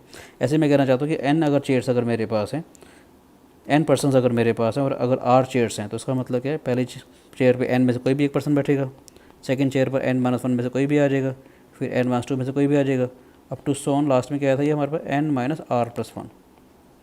ये हो जाएगा NPR। इसका मतलब है n पर्सनस अगर मेरे पास हैं और अगर r चेयर्स अगर हमारे पास है, उनको नंबर ऑफ वेज कितने हो जाएंगे बिठाने के हमारे पास n n minus one n minus two up to so on n minus R plus one. ठीक है बेटे। तो ऐसे क्या आएगा, मैं थोड़ा सा ध्यान से देखिएगा मैं क्या लिखना चाह रहा हूँ। मेरे पास था n n minus one n minus two up to so on n minus R plus one. ठीक है बेटे। मैंने क्या किया, n माइनस आर फैक्टोरियल से मल्टीप्लाई कर दिया और n माइनस आर फैक्टोरियल से इसको मैंने डिवाइड कर दिया। ठीक है। पहले चेयर पे बिठाने के n नंबर ऑफ वेज हो जाएंगे, सेकंड चेयर पे बिठाने के n minus one, third chair पे बिठाने के n minus two up to so on. अगर ऐसे r अगर चेयर्स अगर हैं हमारे पास तो उनको अरेंज करने के कितने नंबर ऑफ वेज हो जाएंगे, n minus R plus one तक चलेगा बेटा ये। अब मैंने क्या किया, n माइनस आर फैक्टोरियल से मल्टीप्लाई किया और n माइनस आर फैक्टोरियल से डिवाइड कर दिया। तो इसका मतलब NPR का जो फॉर्मूला हमारा बन गया वो क्या आएगा, n फैक्टोरियल अपॉन में n माइनस आर फैक्टोरियल हो जाएगा बेटा ये। समझ आया कि अगर n पर्सनस अगर मेरे पास हैं और अगर r चेयर्स अगर मेरे पास हैं तो इसका मतलब क्या है, उनको अरेंज करने के नंबर ऑफ वेज कितने हो जाएंगे हमारे पास, n फैक्टोरियल अपॉन में n माइनस आर फैक्टोरियल। ठीक है बेटे। समझ आया पक्का। अब मैं कहना चाहता हूँ ध्यान से देखिएगा, n पर्सनस अगर मेरे पास हैं, ये आपका स्टैंडर्ड फॉर्मूला है कि n पर्सनस को अगर मुझे r चेयर्स पर अगर अरेंज करना है तो उसका मतलब आ जाएगा n फैक्टोरियल अपॉन में n माइनस आर फैक्टोरियल। अगर आप ध्यान से देखेंगे तो हमने अभी 10p4 भी किया था, देखो कि 10% अगर मेरे पास है, 4 चेयर्स अगर हैं, ध्यान से देखें तो हमने ये डेराइव किया था अभी। ठीक है बेटे। 10 इंटू 9 इंटू 8 इंटू 7। ठीक है राजी। तो वही मैं कहना चाहता हूँ कि अगर 10% मेरे पास हों, ठीक है, और 4 चेयर्स पर अगर मुझे अरेंज करना हो तो क्या हो जाएगा, 10 फैक्टोरियल अपॉन में 10 माइनस 4 फैक्टोरियल आ जाएगा। इसका मतलब क्या हो जाएगा, 10 फैक्टोरियल अपॉन में 6 फैक्टोरियल आ गया हमारे पास। इसका हम देखें तो वैसे लिख सकते हैं 10 into 9 into 8 into 7 into 6 factorial upon में 6 फैक्टोरियल। ये कैंसिल आउट हो जाएगा बेटा हमारे पास, तो क्या आ जाएगा 10 इंटू 9 इंटू 8 इंटू 7। सेम चीज़ आ गई कि 10% अगर मेरे पास हैं और 4 अगर चेयर्स अगर हमारे पास हैं तो नंबर ऑफ वेज क्या हो जाएगा 10। पहले चेयर पर बिठाने के नंबर ऑफ वेज हमारे पास 10 आ जाएंगे। ठीक है ना बेटे। वही चीज़ होगी ना हमारे पास, पहले चेयर पर बिठाने के नंबर ऑफ वेज 10, उसके कॉरस्पॉन्डिंग सेकंड चेयर पर बैठने के नंबर ऑफ वेज 9, उसके कॉरस्पॉन्डिंग थर्ड चेयर पर बैठने के नंबर ऑफ वेज 8 और उसके कॉरस्पॉन्डिंग लास्ट चेयर पर बैठने के नंबर ऑफ वेज 4। तो इसका मतलब 10p4 आ जाएगा। ठीक है बेटे। अगर आपको याद हो तो हमने किया भी था कि 5 पर्सनस हैं, 5 चेयर्स अगर हैं तो कितना नंबर ऑफ वेज होते हैं, 5 फैक्टोरियल। याद है ना, मैंने कहा था 4 बच्चे हैं और 4 कुर्सियां हैं, तो पहले पे चारों में से कोई एक आ जाएगा, बाकी 3, बाकी 2, बाकी 1। ठीक है ना बेटे। तो अगर 5 बंदे हैं, 5 कुर्सियाँ तो 5 फैक्टोरियल, 4 बच्चे हैं, 4 कुर्सी हैं, उनको मुझे अरेंज करना है तो 4 फैक्टोरियल। ऐसे ध्यान से देखिएगा कि अगर n नंबर ऑफ पर्सनस अगर हैं, तो n अगर चेयर्स हैं, n नंबर ऑफ पर्सनस अगर मेरे पास हैं, n अगर नंबर ऑफ चेयर्स है तो इसका नंबर ऑफ वेज कितने हो जाएंगे, n फैक्टोरियल हो जाएगा बेटा हमारे पास। ठीक है कि नहीं। और इसी को अगर मैं इस वाले फॉर्मूला में डालूँ जो हमने यहाँ पर अगर डराइव किया है, ठीक है बेटे, तो ठीक है हमारे पास क्या आया था, NPR हमारे पास था, NPR हमारे पास आया था n फैक्टोरियल अपॉन में n माइनस आर फैक्टोरियल। ठीक है बेटे। ये नहीं तो मैंने क्या बोला, अगर मैं r की जगह n रख देता हूँ यानी NPN, तो इसका मतलब n पर्सनस हैं और n ही अगर चेयर्स हैं तो क्या हो जाएगा, n फैक्टोरियल अपॉन में n माइनस n फैक्टोरियल हो जाएगा बेटे। ये ध्यान से देखिएगा कि NPN का मतलब क्या है, n पर्सनस है और n चेयर्स हैं तो उसके number of ways n factorial होता है हमारे पास। n पर्सनस हैं, n चेयर्स हैं तो इसके नंबर ऑफ वेज जो होंगे वो तो हमारे पास n फैक्टोरियल हो जाएंगे। और राइट हैंड साइड देखूंगा तो क्या आ जाएगा हमारे पास, n फैक्टोरियल अपॉन में 0 फैक्टोरियल हो जाएगा बेटा हमारे पास। अगर मुझे पता नहीं कि 0 फैक्टोरियल की वैल्यू क्या है तो 0 फैक्टोरियल यहाँ पर कहाँ से क्या आ जाएगा हमारे पास, n factorial upon n factorial आ जाएगा बेटा ये। ठीक है। तो n फैक्टोरियल से n फैक्टोरियल कैंसिल आउट हो जाएगा तो इसका मतलब 0 फैक्टोरियल की वैल्यू भी आपके पास 1 आ जाएगी। इस वजह से हमारे पास 0 फैक्टोरियल भी 1 होता है और 1 फैक्टोरियल भी हमारे पास 1 होता है, याद रखेंगे हम लोग। समझ आया बेटा या नहीं पक्का। अभी मैं एक दो शानदार सी बातें आपको बताता हूँ, आपको मज़ा आएगा। ठीक है, समझ आए, गुड। अब मैं कहना चाहता हूँ ध्यान से देखिएगा, अगर मैं बोलता हूँ कि हिस्ट्री एक वर्ड है, ध्यान से देखिएगा, हिस्ट्री अगर एक वर्ड है मेरे पास, अगर मैं सारे के सारे लेटर्स यूज़ करता अगर मैं सारे के सारे लेटर 7 के 7 लेटर्स यूज़ करता हूँ तो 7 फैक्टोरियल वर्ड्स बनते हैं हमारे पास, विद और विदाउट मीनिंग वाले। कि मैंने क्या बोला, हिस्ट्री वाला एक वर्ड अगर है हमारे पास, 7 लेटर्स अगर मेरे पास हैं, 7 के 7 लेटर्स अगर मैं यूज़ करूँगा तो 7 फैक्टोरियल वर्ड्स बनेंगे हमारे पास, विद और विदाउट मीनिंग वाले। ठीक है, अब ध्यान से सुनिएगा, एक बढ़िया सी बात बताता हूँ मैं आपको कि हिस्ट्री वाला एक वर्ड है हमारे पास। ठीक है, मैंने क्या बोला, हिस्ट्री वाले वर्ड में से मुझे 4 लेटर वाले वर्ड्स बनाने हैं। हिस्ट्री वाले वर्ड में से मैं कोई भी 4 लेटर को चूज़ करूँ, उनसे मैंने वर्ड्स बनाने हैं। इसका मतलब इसको ऐसे कह सकता हूँ कि पहले 7 में से कोई भी एक लेटर आ जाएगा, उसके कॉरस्पॉन्डिंग बाकी 6 में से कोई आ जाएगा, उसके कॉरस्पॉन्डिंग बाकी 5 में से कोई और, बाकी 4 में से कोई एक आ जाएगा। इसका तो 7P4 था हमारे पास। एक तरीका तो ये था हमारे पास, एक तरीका तो हमारे पास ये था कि 7 में से मुझे 4 बच्चों को अरेंज करना है, 4 लेटर वाले वर्ड्स बनाने हैं। अब मैं अगर देखना चाहता हूँ कि इसको ऐसे अगर मैं सोचूं कि 7 में से मैंने कोई भी 4 लेटर चूज़ कर लिए, अब मुझे नहीं मालूम कि 7C4 क्या होता है बेसिकली। अगर मैं इसको ऐसे कर लूँ, सिर्फ नोटेशन के लिए मैंने 7C4 लिख लिया, या तो मैं 4 लेटर कोई भी चूज़ कर लूँ। अब उन 4 लेटर को 4 पोजीशन पे अगर मैं अरेंज करूँगा, बेसिकली मैंने क्या बोला, 7C4 है हमारे पास, 4 पर्सन है, 4 लेटर मैंने चूज़ कर लिए, उन 4 लेटर्स को अगर मैं अरेंज करूँ तो उसका नंबर ऑफ वेज हमारे पास 4 फैक्टोरियल हो जाएंगे। ठीक है बेटा, ये नहीं तो इसका मतलब कि 7C4, या तो मैंने 4 लेटर पहले चूज़ कर लिए, जितने भी नंबर ऑफ वेज आएंगे उनको फिर मैंने अरेंज कर लिया। इसी के बराबर होगा कि 7 में से मैंने कोई भी 4 लेटर मैंने अरेंज कर दी डायरेक्ट। ठीक है ना बेटे, तो इसका मतलब 7C4 का मतलब क्या हो जाएगा, 7P4 अपॉन 4 फैक्टोरियल।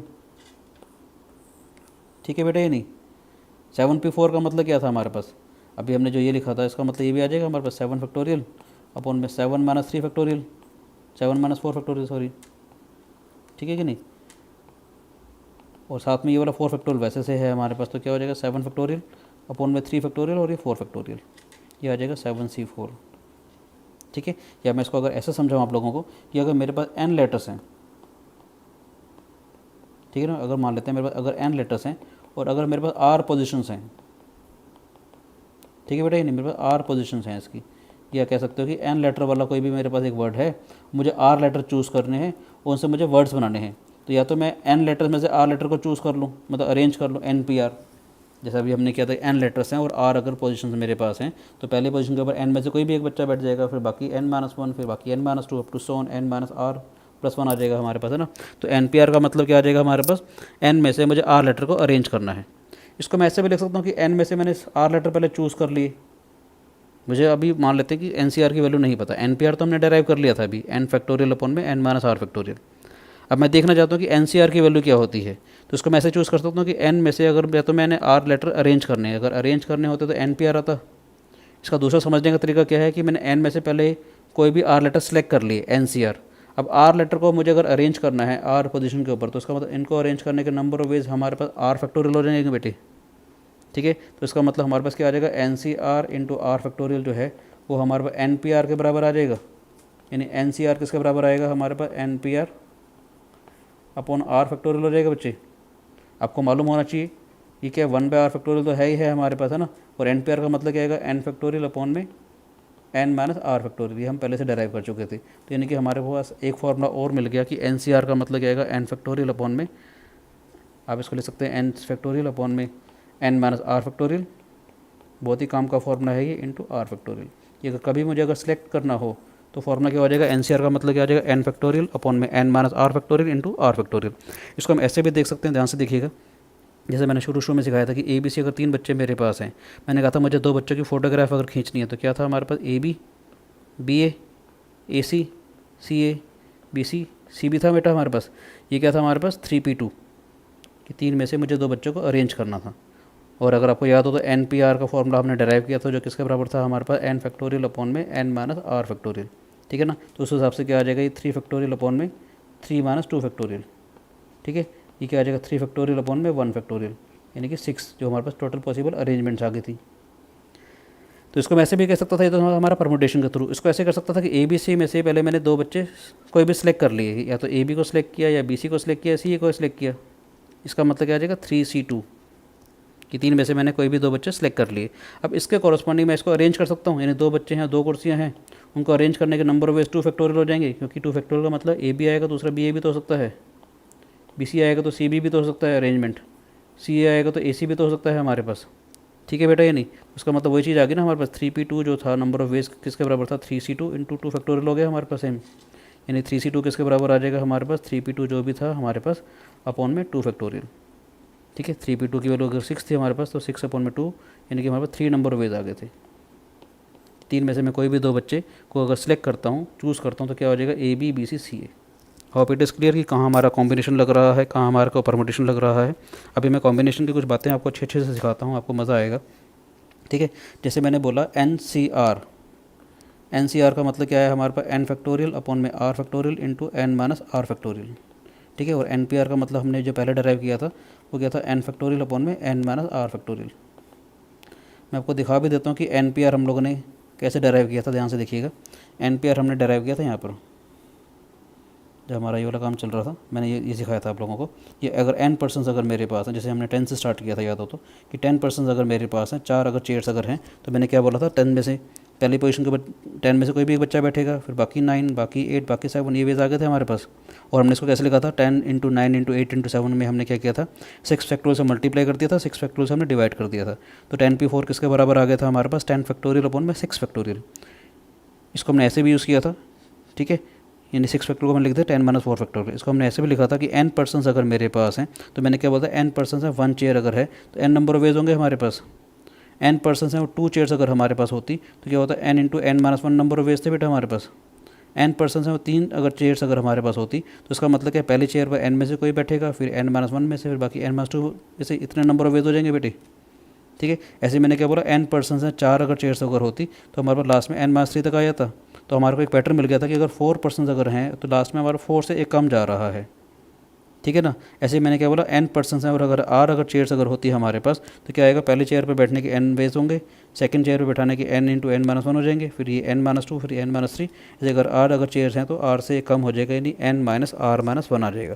यानी कि NPR किसके बराबर आ जाएगा हमारे पास, n into n minus 1 into n minus 2 up to so on n minus r plus 1। फिर हमने क्या किया था, n माइनस r फैक्टोरियल से मल्टीप्लाई किया था, फिर हमने डिवाइड भी कर दिया था। तो यहाँ पर हमारे पास एक फॉर्मूला डराइव हो गया था। ठीक है बेटे, तो हमारे पास NPR का एक फॉर्मूला बन गया था, n फैक्टोरियल अपॉन में n माइनस r फैक्टोरियल। ठीक है बेटे, तो अभी हमने क्या किया, हमने यहाँ से कॉम्बिनेशन का फॉर्मूला भी डराइव कर लिया।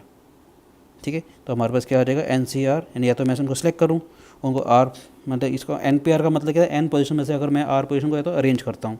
इसको हम ऐसे भी लिख सकते हैं, तो मैंने n में से क्या किया, R लेटर मैंने कोई भी चूज़ कर ली, ठीक है, सिलेक्ट कर लिया, उसके कॉरस्पॉन्डिंग R फैक्टोरियल हमारे पास नंबर ऑफ वेज हो जाएंगे। ठीक है, तो NCR इंटू R फैक्टोरियल हो जाएगा बेटा। ठीक है, तो NCR इंटू R फैक्टोरियल किसके बराबर हो जाएगा, NPR के बराबर। तो यहाँ से हमारे पास NCR की वैल्यू आ जाएगी, which is equal to NPR upon R factorial. तो NCR हो जाएगा n factorial upon n minus R factorial into R factorial. ठीक है, अभी मैं आपको कुछ बढ़िया से इसके कुछ प्रॉब्लम्स करवाता हूँ, आपको अच्छा लगेगा, कि आपको समझ आ जाएगा कि हम लोग उसको कैसे कैसे यूज़ करते हैं बेटे। ध्यान से देखिएगा, NC0 का मतलब क्या हो जाएगा हमारे पास, कि n में से मैंने कोई पर्सन चूज़ नहीं किया, तो क्या आ जाएगा, n फैक्टोरियल 0 फैक्टोरियल, ये हो जाएगा n माइनस 0 फैक्टोरियल। इसका मतलब क्या हो जाएगा, n factorial 0 factorial n factorial, ये कैंसिल आउट हो जाएगा, 0 फैक्टोरियल 1 होता है तो 1 आ जाएगा।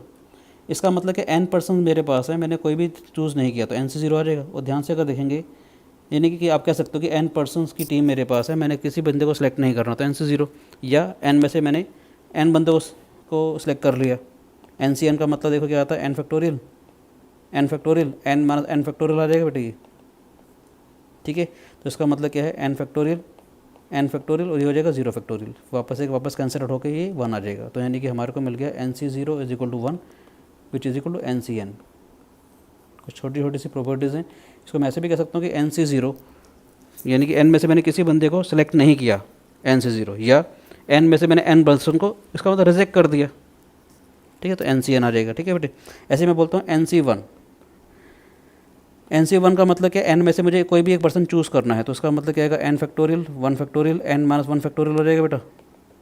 इसको लिख सकते हैं हम लोग n into n minus 1 factorial, 1 factorial तो 1 होता है, और ये आ जाएगा n माइनस 1 फैक्टोरियल, ये कैंसिल आउट हो जाएगा। तो यानी कि NC1 मेरे पास आ जाएगा n के बराबर। ठीक है, यानी कि इसका मतलब क्या, n में से मैं कोई भी 1 पर्सन चूज़ करूँ, ठीक है, या n में से मैं n माइनस 1 को रिजेक्ट करूँ, बात एक ही होगी ना। अगर n पर्सन मेरे पास हैं, मैंने कहा मेरे n में से एक बंदा चूज़ करना है, तो NC1 हो गया, या n माइनस 1 पर्सन मैंने रिजेक्ट कर दिया। आप इसको ऐसे भी समझ सकते हो ना। तो n माइनस 1 का मतलब क्या आ जाएगा हमारे पास, n factorial n minus 1 factorial ये क्या हो जाएगा एन माइनस में एन माइनस वन फैक्टोरियल, ठीक है ना, क्योंकि फॉर्मूला हमारे पास क्या था एन सी आर का मतलब था n factorial upon r factorial into N minus are factorial. तो इसको ले सकता हूँ मैं n factorial N minus one factorial N minus n plus one factorial आ जाएगा बेटे, ये कैंसिल आउट हो जाएगा, तो हमारे पास क्या आ जाएगा एन फैक्टोरियल अपॉन में N minus one factorial into one factorial. तो इसको हम ऊपर से लिख लेंगे दोबारा से N into N minus one factorial, नीचे आ जाएगा एन माइनस वन फैक्टोरियल, ये कैंसिल आउट हो जाएगा, तो ये आ जाएगा हमारे पास एन, यानी N C N minus one भी हमारे पास एन के बराबर आ जाएगा। ध्यान से देखा जाए तो एन सी वन भी हमारे पास इसी के बराबर था, ठीक है, एन सी वन भी हमारा एन आ गया और N C N minus one भी हमारे पास एन आ गया, ठीक है। नेक्स्ट देखते हैं, ध्यान से देखेंगे एन सी टू का मतलब अगर देखता हूँ तो इसका मतलब क्या आएगा एन फैक्टोरियल टू फैक्टोरियल। कुछ स्टैंडर्ड रिजल्ट्स हैं इसलिए मैं सारी चीज़ें थोड़ा सा निकाल रहा हूँ ताकि जब क्वेश्चंस करेंगे तो आपको काफ़ी सारी आसानी मिलेगी उससे बेटे, ठीक है। तो एन सी टू का मतलब क्या हो जाएगा N factorial upon two factorial N minus two factorial. इसका मतलब क्या है, इसको ले सकता हूँ मैं N into N minus one into N minus two factorial, नीचे आ जाएगा हमारे पास टू फैक्टोरियल यानी टू इंटू वन, और ये आ जाएगा एन माइनस टू फैक्टोरियल, तो ये कैंसिल आउट हो जाएगा हमारे पास। तो एन सी टू की वैल्यू क्या आ जाएगी हमारे पास n into N minus one upon में टू, ठीक है बच्चे। ऐसे अगर आप देखेंगे n C N minus two, तो इसका मतलब क्या आ जाएगा N factorial N minus two factorial, और मैं जब इसको सब्ट्रैक्ट करूँगा तो क्या आ जाएगा एन माइनस टू फैक्टोरियल, ठीक है Raji. This is n factorial N minus two factorial, ये क्या हो जाएगा N minus n plus two factorial, n से एन कैंसिल आउट हो जाएगा हमारे पास। This is n factorial upon में N minus two factorial into two factorial, इसको लिख सकते हैं हम लोग this is n into N minus one into N minus two factorial into N minus two factorial, ये टू फैक्टोरियल, ठीक है बेटे। तो ये क्या आ जाएगा n C N minus two आ जाएगा हमारे पास n into N minus one upon में टू, ठीक है। तो आपको समझ आ रहा होगा कि एन सी टू भी इसके बराबर आया। तो यानी कि बेसिकली होता है क्या, स्टैंडर्ड रिजल्ट हमारे पास होता है कि एन सी आर जो है वो N C N minus R के बराबर होता है। इसका मतलब क्या है, एन में से मैं या तो आर परसेंट चूज़ करूँ, या मैं कहना चाहता हूँ कि 15 बच्चे अगर आपके पास हैं, मुझे 4 बच्चे सेलेक्ट करने हैं, यानी 15C4 आ जाएगा हमारे पास। या ऐसे भी तो कह सकता हूँ कि 15 में से मैंने 11 बच्चे रिजेक्ट कर दिए, 15C11। समझ आया बेटा, यानी NCR जो होता है वो NC N माइनस आर के बराबर होता है। देखना चाहें देख सकते हैं। NCR का मतलब क्या आएगा, देखो ध्यान से, NCR का मतलब आएगा हमारे पास N factorial R factorial N minus R factorial आएगा बेटी, कि N में से मैंने R% को चूज़ करना है। या मैं बोलूँ कि N जैसे R% को चूज़ करना था, या कह दूँ कि N माइनस R% को चूज़ नहीं करना मुझे, बात तो वही आएगी हमारे पास। तो उसका मतलब क्या आएगा N factorial N minus R factorial, और ये क्या आ जाएगा N माइनस में N माइनस R फैक्टोरियल, ये आ जाएगा N factorial N minus R factorial N minus N plus R factorial, N से N कैंसिल आउट हो जाएगा, तो हमारे पास आ जाएगा N factorial N minus R factorial into R factorial. दोनों हमारे पास सेम आ गए बेटे, ठीक है। कुछ प्रॉपर्टीज़ हमारे पास और होती हैं, उसको हम अलजेब्रिक प्रूफ भी करेंगे और थोड़ा कॉम्बिनेटोरियल प्रूफ भी करेंगे हम उसके। जैसे हमारे पास क्वेश्चन अगर आता है, फॉर एग्जांपल बहुत ही इंपॉर्टेंट एक प्रॉपर्टी है इसकी हमारे पास, कि एन सी आर प्लस वन, यानी कि अगर दोनों में अगर एक ही सेम अगर है तो ये होता है n plus one C R plus one. इसको अगर आप अलजेब्रिक प्रूफ करेंगे तो इसका अलजेब्रिक प्रूफ भी हो जाएगा हमारे पास, ठीक है। मगर मैं पहले आपको इसका एक कॉम्बिनेटोरियल प्रूफ बताता हूँ, ठीक है। कॉम्बिनेटोरियल प्रूफ का मतलब क्या है हमारे पास, कि मान लेते हैं कि मेरे पास n प्लस वन पर्सनस हैं बेटे, ध्यान से सुनिएगा कि मेरे पास n प्लस वन पर्सनस हैं, n प्लस वन में से मैंने r plus one person choose करने हैं, तो नंबर ऑफ वेज ये हो जाएगा। अब इसमें दो बातें हैं कि n प्लस वन पर्सन में से, ठीक है, मैंने एक पर्टिकुलर पर्सन को या तो सिलेक्ट करना है या उस पर्टिकुलर पर्सन को सिलेक्ट नहीं करना है। मान लेते कोई भी हमारे पास है ABCDEF, ऐसे हमारे n पर्सन अगर हैं, ठीक है, कोई भी एक पर्टिकुलर पर्सन, दो केसेस होंगे, या तो मैं उसको सिलेक्ट करूँगा या उसको सिलेक्ट नहीं करूँगा, ठीक है बेटे। नहीं, पहला केस लेते हैं कि हमने इसको सिलेक्ट कर लिया, n प्लस वन पर्सन में से एक पर्टिकुलर पर्सन को मैंने सेलेक्ट कर लिया, तो ये 1C1 आ जाएगा। मैंने क्या बोला, n प्लस वन में से मैंने एक पर्टिकुलर पर्सन को चूज़ कर लिया, तो यानी 1C1 आ गया। उसके कॉरस्पॉन्डिंग n पर्सन रह जाएंगे, और n में से मुझे r पर्सन चूज़ करना है। इसका मतलब टोटल मुझे r plus one person choose करने थे, या तो मैंने क्या बोला, पर्टिकुलर वन पर्सन को मैंने चूज़ कर लिया तो 1C1, और उसके कॉरस्पॉन्डिंग बाकी n में से मैं r पर्सन चूज़ कर लूँगा, ठीक है बेटा। या तो ये कैसे होगा प्लस, और या तो मैंने उस पर्टिकुलर पर्सन को चूज़ नहीं किया 1C0, यानी n+1 पर्सन थे, मुझे पता है कि एक बंदे को तो मैंने चूज़ करना ही नहीं है, तो 1 से 0 आ जाएगा। उसका मतलब क्या है, उसके कॉरस्पॉन्डिंग बाकी n पर्सन में से मैं r+1 पर्सन चूज़ करूँगा, ठीक है कि नहीं। तो 1 से 1 तो 1 आ जाएगा, दिस इज NCR। 1 से 0 भी हमारे पास 1 आएगा, दिस इज 1 आ गया, तो ये हमारे पास हो जाएगा NCR+1। आप ध्यान से देखेंगे कि ये जो है इसके बराबर आ गया n+1 CR+1। कॉम्बिनेटोरियल आर्ग्यूमेंट आपको समझ आई बेटी, ठीक है। या तो मैं एक पर्टिकुलर पर्सन को चूज़ करूँगा या उस पर्टिकुलर पर्सन को चूज़ नहीं करूँगा। अगर मैं इसका एल्जेब्रिक प्रूफ करूँ तो एल्जेब्रिक प्रूफ हम ऐसे करेंगे, ध्यान से देखिएगा। मेरे पास था, लेफ्ट हैंड साइड देखते हैं कि NCR+1, यानी कि n अगर सेम हो हमारे पास तो नेक्स्ट हमारे पास n+1 CR+1 चला जाता है। अगर मैं इसका एल्जेब्रिक प्रूफ करूँ तो क्या आएगा हमारे पास, n factorial r factorial n minus r factorial, ये हो जाएगा n factorial r+1 factorial n minus r+1 factorial, ठीक है बेटे। This is n factorial r factorial n minus r factorial है हमारे पास, और ये है हमारे पास n फैक्टोरियल r+1 फैक्टोरियल, ये हो जाएगा n माइनस r-1 फैक्टोरियल। ध्यान से अगर मैं देखूँ, ध्यान से देखिएगा, r फैक्टोरियल और r+1 फैक्टोरियल में से ये बड़ा है, r फैक्टोरियल और r+1 फैक्टोरियल में r+1 फैक्टोरियल बड़ा है, और n माइनस r फैक्टोरियल और n माइनस r फैक्टोरियल में से ये वाला बड़ा है हमारे पास। तो ध्यान से देखिएगा मैं क्या करूँगा, हमने इसको लिखा है n फैक्टोरियल, यहाँ इसको r फैक्टोरियल छोटे वाले को वैसे का वैसे रहने दिया, इसको लिखेंगे n minus r into n minus r-1 factorial, ठीक है। इसको थोड़ा सा ब्रेक कर लिया। राइट हैंड सेकंड वाला टर्म क्या हो जाएगा, n फैक्टोरियल, उसमें से r+1 फैक्टोरियल बड़ा था तो उसको मैंने लिख दिया r+1 इंटू r फैक्टोरियल, और यह आ जाएगा n माइनस r-1 फैक्टोरियल, ठीक है। ध्यान से देखेंगे हम लोग तो n फैक्टोरियल न्यूमरेटर से कॉमन आ रहा है बच्चे, ठीक है। डिनोमिनेटर में एक तो r फैक्टोरियल कॉमन आ जाएगा हमारे पास, और एक हमारे पास n minus r-1 factorial common आ जाएगा। तो ब्रैकेट में बचेगा हमारे पास 1/n minus r plus 1/r+1, ठीक है बेटे। थोड़ा सा इसको सिंप्लीफाई कर लेते हैं, तो क्या आएगा हमारे पास n factorial, this is r factorial n minus r-1 factorial, इसको थोड़ा सा एलसीएम लेते हैं, दिस इज r+1 प्लस में n माइनस r, ये आ जाएगा हमारे पास n minus r plus n minus r into r+1, ठीक है बेटे।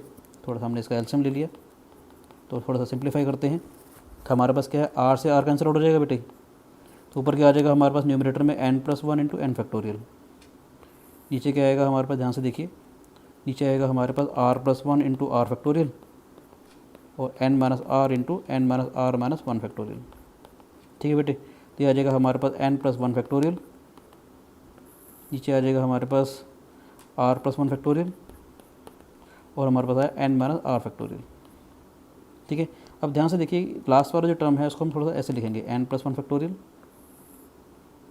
ठीक है, n+1 फैक्टोरियल, ये था हमारे पास r+1 फैक्टोरियल, इसको लिख सकता हूँ 1 मैंने ऐड किया, 1 सब्ट्रैक्ट कर दिया, और इसको 1 सब्ट्रैक्ट करूँगा तो ऐसे लिख लूँ, समझ आ गया होगा आपको ये, n+1 माइनस r मतलब मैंने 1 ऐड किया, 1 सब्ट्रैक्ट किया, तो डिनोमिनेटर में अगर n+1 माइनस r -1 करता तो माइनस r -1 को मैंने ब्रैकेट कॉमन ले लिया, तो नेगेटिव साइन कॉमन ले लिया, तो क्या आ जाएगा n+1 माइनस r+1। फ़ायदा क्या बन गया, ये बन गया हमारे पास n+1 CR+1, ठीक है। राइट हैंड साइड आ जाएगी हमारे पास, जो ये वाला एक्सप्रेशन था हमारे पास, ठीक है। समझ आया बेटे। नेक्स्ट एक और प्रॉपर्टी है हमारे पास इसकी अच्छी सी, काफ़ी सारी प्रॉपर्टीज़ हैं वैसे तो हमारे पास, ठीक है। जो मेन है वो मैं आपको अभी फटाफट से बता देता हूँ। एक होती है हमारे पास NCR/में NCR+1, यू कैन से, ठीक है, NCR/में NCR+1। तो क्या होता है कि यहाँ पर अगर n अगर सेम है और अगर एक का डिफरेंस अगर है तो r+1 यहाँ आ जाएगा और यहाँ पर इनका n माइनस r आ जाएगा, यानी जो बड़ा है वो यहाँ पर आ जाएगा, चेंज हो जाएगा, ऐसे हो जाएगा, और बाकी इन दोनों का गैप डिफरेंस यहाँ पर आ जाएगा हमारे पास। तो हम इसका अलजेब्रिक प्रूफ भी करेंगे और इसका हम लोग कॉम्बिनेटोरियल प्रूफ भी करेंगे, ठीक है बेटे। तो इसको करते हैं हम लोग, ये क्या आ जाएगा हमारे पास n माइनस r, ये प्रूफ करूँ या ये प्रूफ करूँ, बात एक ही है बेसिकली, ठीक है ना, r+1 NCR+1, ठीक है। इसको हम कैसे करेंगे, ध्यान से देखिएगा। अगर मैं इसका कॉम्बिनेटोरियल प्रूफ करता हूँ तो इसका मतलब क्या है, ध्यान से देखेंगे कि अगर मैं यहाँ से देखता हूँ कि n पर्सन मेरे पास हैं बेटे, n पर्सन में से मैंने कोई भी r+1 पर्सन चूज़ कर लिए, NCR+1, ठीक है। अब उन r+1 पर्सन में से मैंने उनका एक हेड चूज़ कर लिया, r+1 C1 आ जाएगा। मैंने क्या बोला, n पर्सन मेरे पास थे, n में से मैंने कोई भी r+1 पर्सन चूज़ कर लिए, तो NC r+1। अब उन r+1 पर्सन में से मैंने कोई भी उनका एक हेड चूज़ कर लिया, तो r+1 C1 आ जाएगा। तो ये किसके बराबर आ जाएगा? NC r+1। तो r+1 C1, तो r+1 आ जाएगा। तो ये हमारे पास राइट हैंड साइड आ गया। इसको मैं ऐसे भी देख सकता हूँ, मुझे टोटल पर्सन, इसका मतलब क्या, r+1 चूज़ करने थे बेटे।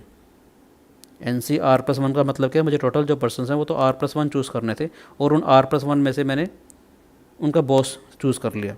अब मैं इसको ऐसे देख सकता हूँ कि पहले या तो मैंने n में से कोई भी मैंने r पर्सन चूज़ करे। ध्यान से देखिएगा, n पर्सन मेरे पास थे, मैंने NCR मतलब r पर्सन पहले चूज़ कर लिए। टोटल मुझे r+1 चूज़ करने हैं, ठीक है, और r+1 में से उसका मुझे हेड भी चूज़ करना था। मैंने क्या किया, पहले NCR यानी n में से कोई भी r पर्सन मैंने चूज़ कर लिए। अब बाकी जो बच्चे बच गए, बाकी जो पर्सन बच गए n-r, उसमें से मैं उनका बॉस चूज़ कर लूँ। उसका फ़ायदा क्या मिलेगा, टोटल पर्सन हमारे पास r+1 हो जाएंगे और उसका बॉस भी आ जाएगा हमारे पास, ठीक है कि नहीं।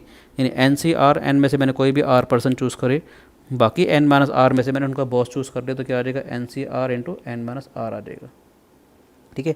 इसको अगर आप अलजेब्रिक प्रूफ करोगे तो बड़े आराम से आपका अलजेब्रिक प्रूफ भी हो जाता है, ठीक है ना जी।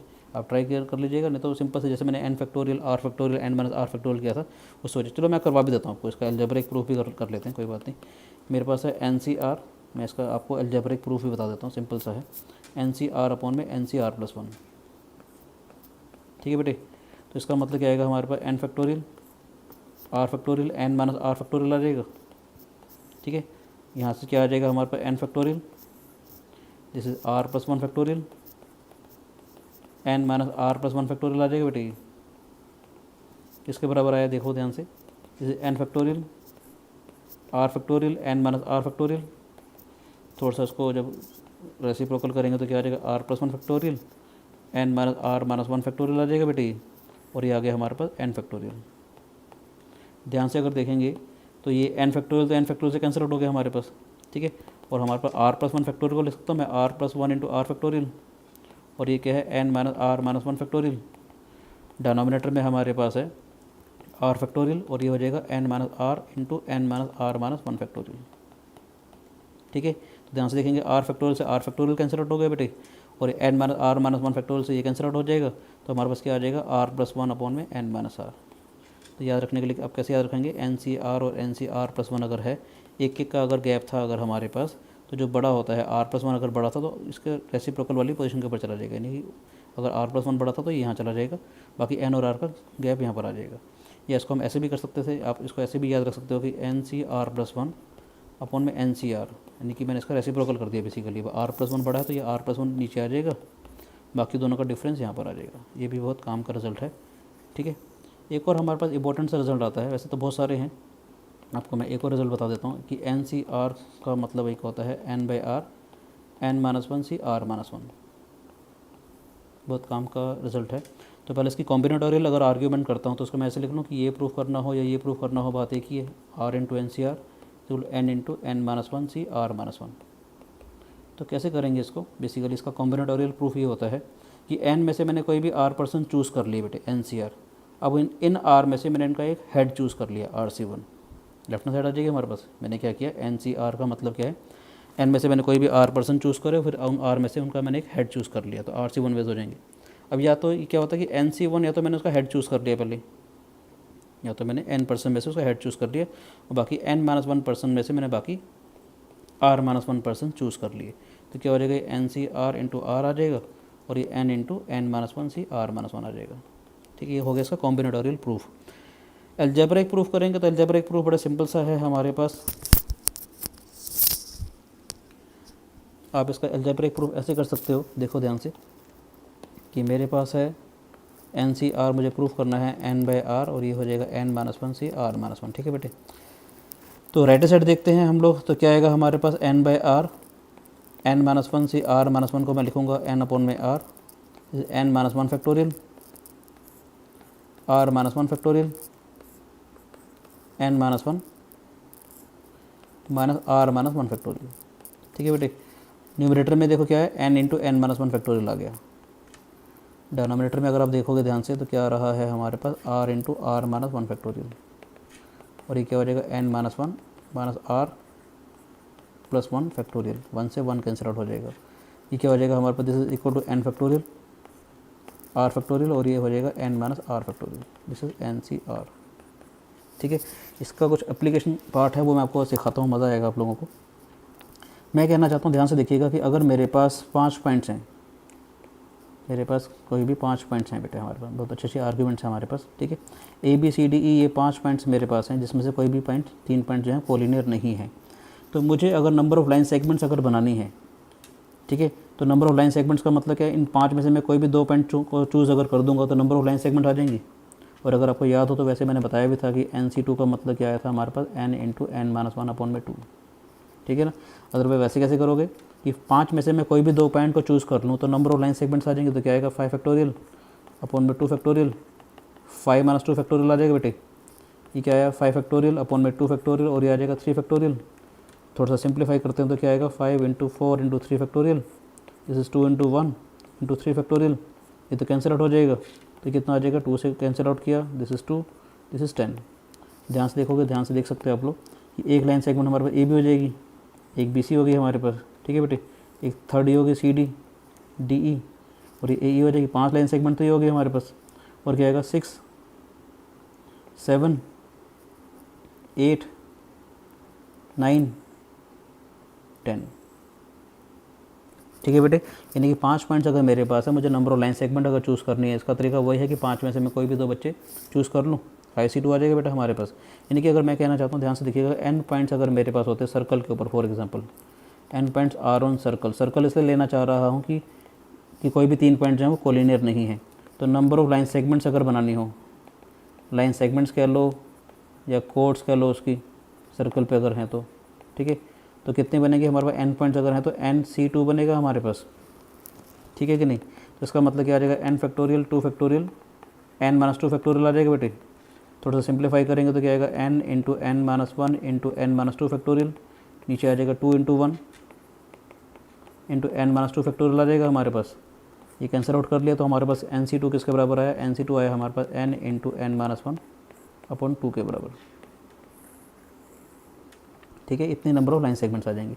अगर मैं बोलूँ कि जैसे हमारा 5 पॉइंट से, जैसे हमारे पास 5 पॉइंट से, तो हमने 5C2 total number of line segments बनाई। मैं जानबूझ के इसको कॉपी कर लेता हूँ। ठीक है बेटे, मुझे आगे अभी हेल्प करेगा, ये कॉपी कर लिया मैंने इसको, डायग्राम को यहाँ पेस्ट कर लिया। अगर मैं बोलूँ कि 5 पॉइंट्स अगर मेरे पास हैं, ठीक है, 5 पॉइंट्स मेरे पास हैं, मुझे नंबर ऑफ़ डायगोनल्स निकालने हो, मतलब 5 साइडेड पॉलीगन कोई भी है हमारे पास, ठीक है, मुझे नंबर ऑफ़ डायगोनल्स अगर निकालने हो तो इसका नंबर ऑफ़ डायगोनल्स कैसे निकालेंगे। सीधी सी बात है, 5 पॉइंट्स 5C2 थे हमारे पास। अगर 5 पॉइंट्स हैं तो 5 पॉइंट्स से तो 5 साइड्स बनेंगे ना, देखो 1 2 3 4 5 साइड। अगर 5 पॉइंट्स हैं हमारे पास तो 5 तो साइड्स होंगे हमारे पास किसी पॉलीगन की, है ना बेटे। तो 5C2 total number of line segment सी, उसमें से अगर मैं साइड्स को माइनस कर दूं तो नंबर ऑफ डायगोनल्स आ जाएंगे। तो क्या थे 10 साइड्स थी, 10 माइनस 5 हमारे पास, यानी 5 जो है डायगोनल्स आ गए थे। देखना चाहो देख सकते हो, पहला डायगोनल हमारे पास ये आ जाएगा 1 2 3 4, ठीक, और ये 5, ये 5 हमारे पास डायगोनल्स हो गए। इसको मतलब मैं अगर ऐसे बोलूँ कि n साइडेड पॉलीगन अगर मेरे पास है, अगर मेरे पास कोई भी n साइडेड पॉलीगन अगर है, n मतलब 10 भी हो गया 20, कोई भी साइड्स अगर है, n साइडेड पॉलीगन अगर मेरे पास है, मुझे अगर नंबर ऑफ डायगोनल्स अगर निकालने हों उसके, कि किसी भी n साइडेड पॉलीगन के कितने डायगोनल्स होंगे, तो उसको ऐसे देख सकते हो कि NC2 का मतलब n में से कोई भी 2 पॉइंट अगर चूज़ करूँगा तो total number of line segments आ जाएंगे हमारे पास। उन लाइन सेगमेंट में से अगर मैं n साइड्स को माइनस कर दूं तो इसका मतलब क्या है, मेरे पास नंबर ऑफ डायगोनल्स आ जाएंगे बेटे। तो इसका मतलब क्या है, NC2 का मतलब तो n into N minus 1 upon में 2 था, माइनस n कर लिया हम लोगों ने, n को मैंने कॉमन ले लिया तो क्या आ जाएगा n माइनस 1/2 माइनस 1 आ जाएगा। ये किसके बराबर आएगा, n माइनस 1 माइनस 2/2। तो हमारे पास नंबर ऑफ डायगोनल्स का एक फॉर्मूला मिल गया, n into N minus 3 upon में 2। ठीक है, अब देखना चाहो तो देख सकते हो नंबर ऑफ डायगोनल्स के लिए, ये हमारे पास किसी भी n साइडेड पॉलीगन के लिए नंबर ऑफ डायगोनल्स का फॉर्मूला आ गया बेटे। ठीक है, अगर मैंने बोला अगर मैं n की वैल्यू 5 डाल देता हूँ फॉर एग्जांपल, मुझे नंबर ऑफ डायगोनल्स देखने से पेंटागन के अंदर, तो क्या आएगा 5 इंटू 5 माइनस 3 अपॉन में 2, यानी 5 इंटू 2/2। तो 5 डायगोनल्स आ गए थे हमारे पास। ठीक है बेटे, ये नहीं समझ आया। ऐसे ही मैं कहना चाहता हूँ, ध्यान से देखिएगा। अब अगर मैंने कहा 15 पॉइंट्स हैं, ठीक है, मेरे पास स्पेस में, नो 3 आर कोलिनियर, कोई भी 3 पॉइंट जो हैं कोलिनियर नहीं हैं। ठीक है, तो नंबर ऑफ लाइन सेगमेंट्स कितनी बनेंगे हमारे पास, नंबर ऑफ लाइन सेगमेंट्स हमारे पास बनेंगे 15 में से मैं कोई भी 2 पॉइंट को चूज़ कर लूँ, 15C2 आ जाएगा बेटे। नंबर ऑफ़ ट्रायंगल्स के बारे में अगर बात करता हूँ कि 15 पॉइंट्स अगर मेरे पास हैं, मुझे नंबर ऑफ़ ट्रायंगल्स अगर बनाने हो तो उसका मतलब क्या है, 15 में से मैं कोई भी 3 पॉइंट चूज़ कर लूँ, 15C3 आ जाएगा हमारे पास। ठीक है। अगर मैं नंबर ऑफ़ क्वाड्रिलेटर्स के बारे में बात करता हूँ कि नंबर ऑफ़ क्वाड्रिलेटर्स अगर चूज़ कर रहा हूँ तो नंबर ऑफ़ क्वाड्रिलेटर्स कितने बन जाएंगे, 15C4। ठीक है। इसमें थोड़ी सी कंडीशन डाल देते हैं हम लोग कि 15 पॉइंट्स मेरे पास हैं टोटल। ठीक है बेटे। इसमें से मैंने बोला 10 तो हैं हमारे पास नॉन कोलिनियर, 10 पॉइंट्स हमारे पास कोलिनियर नहीं है, और 5 हमारे पास कोलिनियर पॉइंट्स हैं। 5 जो पॉइंट्स हैं वो हमारे पास कोलिनियर हैं। अब अगर मुझे नंबर ऑफ़ लाइन सेगमेंट्स अगर ढूंढनी हो, कितने लाइन सेगमेंट्स होंगे बेटा हमारे पास, तो कैसे करेंगे इसको। मैंने क्या बोला, 15 पॉइंट्स मेरे पास हैं, 15 में से हमने कोई भी 2 पॉइंट चूज़ करे, 15C2 number of line segments हो जाएंगे हमारे पास। ठीक है। मैंने कहा टोटल लाइन सेगमेंट्स तो ये हो गए, मगर 5 पॉइंट जो कोलिनियर हैं, तो इसका मतलब 5 पॉइंट से बनने वाले लाइन सेगमेंट्स को मैं माइनस कर दूँ, 5 पॉइंट से बनने वाली लाइन सेगमेंट्स को मैं माइनस कर दूँ 5C2। मगर क्या होगा, वो जो 5 पॉइंट्स कोलिनियर हैं उनसे एक लाइन सेगमेंट तो मुझे मिलेगी ना बेटे, समझ आया। 15 पॉइंट्स मेरे पास हैं जिसमें से 10 पॉइंट जो है वो नॉन कोलिनियर है, मगर 5 पॉइंट्स कोलिनियर हैं। मुझे total number of line segments अगर निकालनी हो तो इसका मतलब क्या हो जाएगा, 15C2 का मतलब total number of line segments minus 5C2, यानी जो 5 पॉइंट्स कोलिनियर थे उनसे बनने वाली लाइन सेगमेंट्स मैंने सारी माइनस कर ली, प्लस 1 जरूर आएगा, क्योंकि जो 5 पॉइंट्स कोलिनियर हैं, जो भी 5 पॉइंट्स कोलिनियर अगर हमारे पास हैं तो उनसे एक लाइन सेगमेंट तो आएगी ना, कि सारी उसके ऊपर कवर हो जाए हमारे पास। ठीक है बेटे। ऐसे मैंने बोलना चाहता हूँ कि नंबर ऑफ ट्रायंगल्स अगर मुझे निकालने हो इसी केस में, कि 15 पॉइंट्स मेरे पास हैं जिसमें से 10 पॉइंट्स नॉन कोलिनियर हैं, 5 पॉइंट्स मेरे पास कोलिनियर हैं, मुझे नंबर ऑफ ट्रायंगल्स अगर निकालने हो तो कैसे करेंगे। 15 में से मैंने कोई भी 3 पॉइंट चूज़ कर लिए, टोटल नंबर ऑफ ट्रायंगल्स आ गए बेटे, मगर 5 पॉइंट से बनने वाले नंबर ऑफ ट्रायंगल्स मैं माइनस कर दूँ। अगर ये कोलिनियर ना होते, 5 पॉइंट जो कोलिनियर हैं, अगर ये कोलिनियर ना होते तो इनसे तो ट्रायंगल्स बन जाते, तो इनसे बनने वाले नंबर ऑफ ट्रायंगल्स मैंने माइनस कर लिए, तो क्या हो जाएगा, -5C3। नेक्स्ट क्वेश्चन थोड़ा सा अच्छा है, मुझे नंबर ऑफ क्वाड्रिलेटर्स अगर निकालने होते तो 2 तरीके हैं इसको करने के बेटे। यानी 15 पॉइंट्स मेरे पास हैं जिसमें से 10 तो मेरे पास है नॉन कोलिनियर, 10 पॉइंट्स हैं मेरे पास नॉन कोलिनियर। ठीक है। 5 पॉइंट्स मेरे पास हैं कोलिनियर। तो मुझे नंबर ऑफ क्वाड्रिलेटर्स अगर बनाने होते तो कितने क्वाड्रिलेटर्स बनेंगे। ध्यान से देखना, 5 पॉइंट्स कोलिनियर है बेटा हमारे पास, 10 पॉइंट्स कहीं पर भी हैं, 10 पॉइंट्स यहाँ पर मैंने बोला कहीं पर भी हैं। तो क्या क्या आइडिया हो सकता है, ध्यान से देखिएगा। 10 जो है नॉन कोलिनियर है हमारे पास, 2 तरीके से मैं आपको सिखाऊंगा इस क्वेश्चन को। 10 तो नॉन कोलिनियर है हमारे पास, 5 हमारे पास कोलिनियर है। ठीक है बेटे। 5 पॉइंट जो है वो कोलिनियर है हमारे पास। तो टोटल 2 तरीके हैं, या तो मैं ये बोल दूँ कि आपको कि 15 पॉइंट से बनने वाले क्वाड्रिलेटर 15C4, एक तरीका तो ये है कि 15 पॉइंट से बनने वाले क्वाड्रिलेटर 15C4, मगर इसमें से केसेस कौन से माइनस होंगे ये ध्यान देना होगा। 15C4 से तो टोटल क्वाड्रिलेटर्स बन गए, मगर कब कब क्वाड्रिलेटर नहीं बनेगा, जब मैं चारों के चारों पॉइंट यहाँ से ले लूँ, यहाँ से एक भी पॉइंट ना लूँ, यानी कि -5C4, या मैं 3 पॉइंट यहाँ से ले लूँ और 1 पॉइंट यहाँ से ले लूँ ना बेटे, ये भी तो केस माइनस होगा। यानी कि 5 में से कोई भी 3 पॉइंट्स मैंने कोलिनियर ले लिया, बाकी 10 में से कोई भी 1 पॉइंट मैंने ले लिया, तो वहाँ से भी जो क्वाड्रिलेटर बनने थे वो भी तो माइनस करेंगे हम लोग। समझ आया। आप इसको कैलकुलेट कर लेना, ये आपका आंसर आ जाएगा। या आप चाहो तो उसको ऐसे भी कर सकते हो कि नॉन कोलिनियर पॉइंट्स मेरे पास थे 10, ठीक है, और कोलिनियर पॉइंट्स मेरे पास थे 5। तो ध्यान से देखा जाए क्या क्या चीज़ें हो सकती हैं। क्वाड्रिलेटर के लिए क्या है, मुझे 4 पॉइंट चाहिए, या तो मैं चारों पॉइंट यहाँ से लूँ, यहाँ से 1 पॉइंट भी ना लूँ।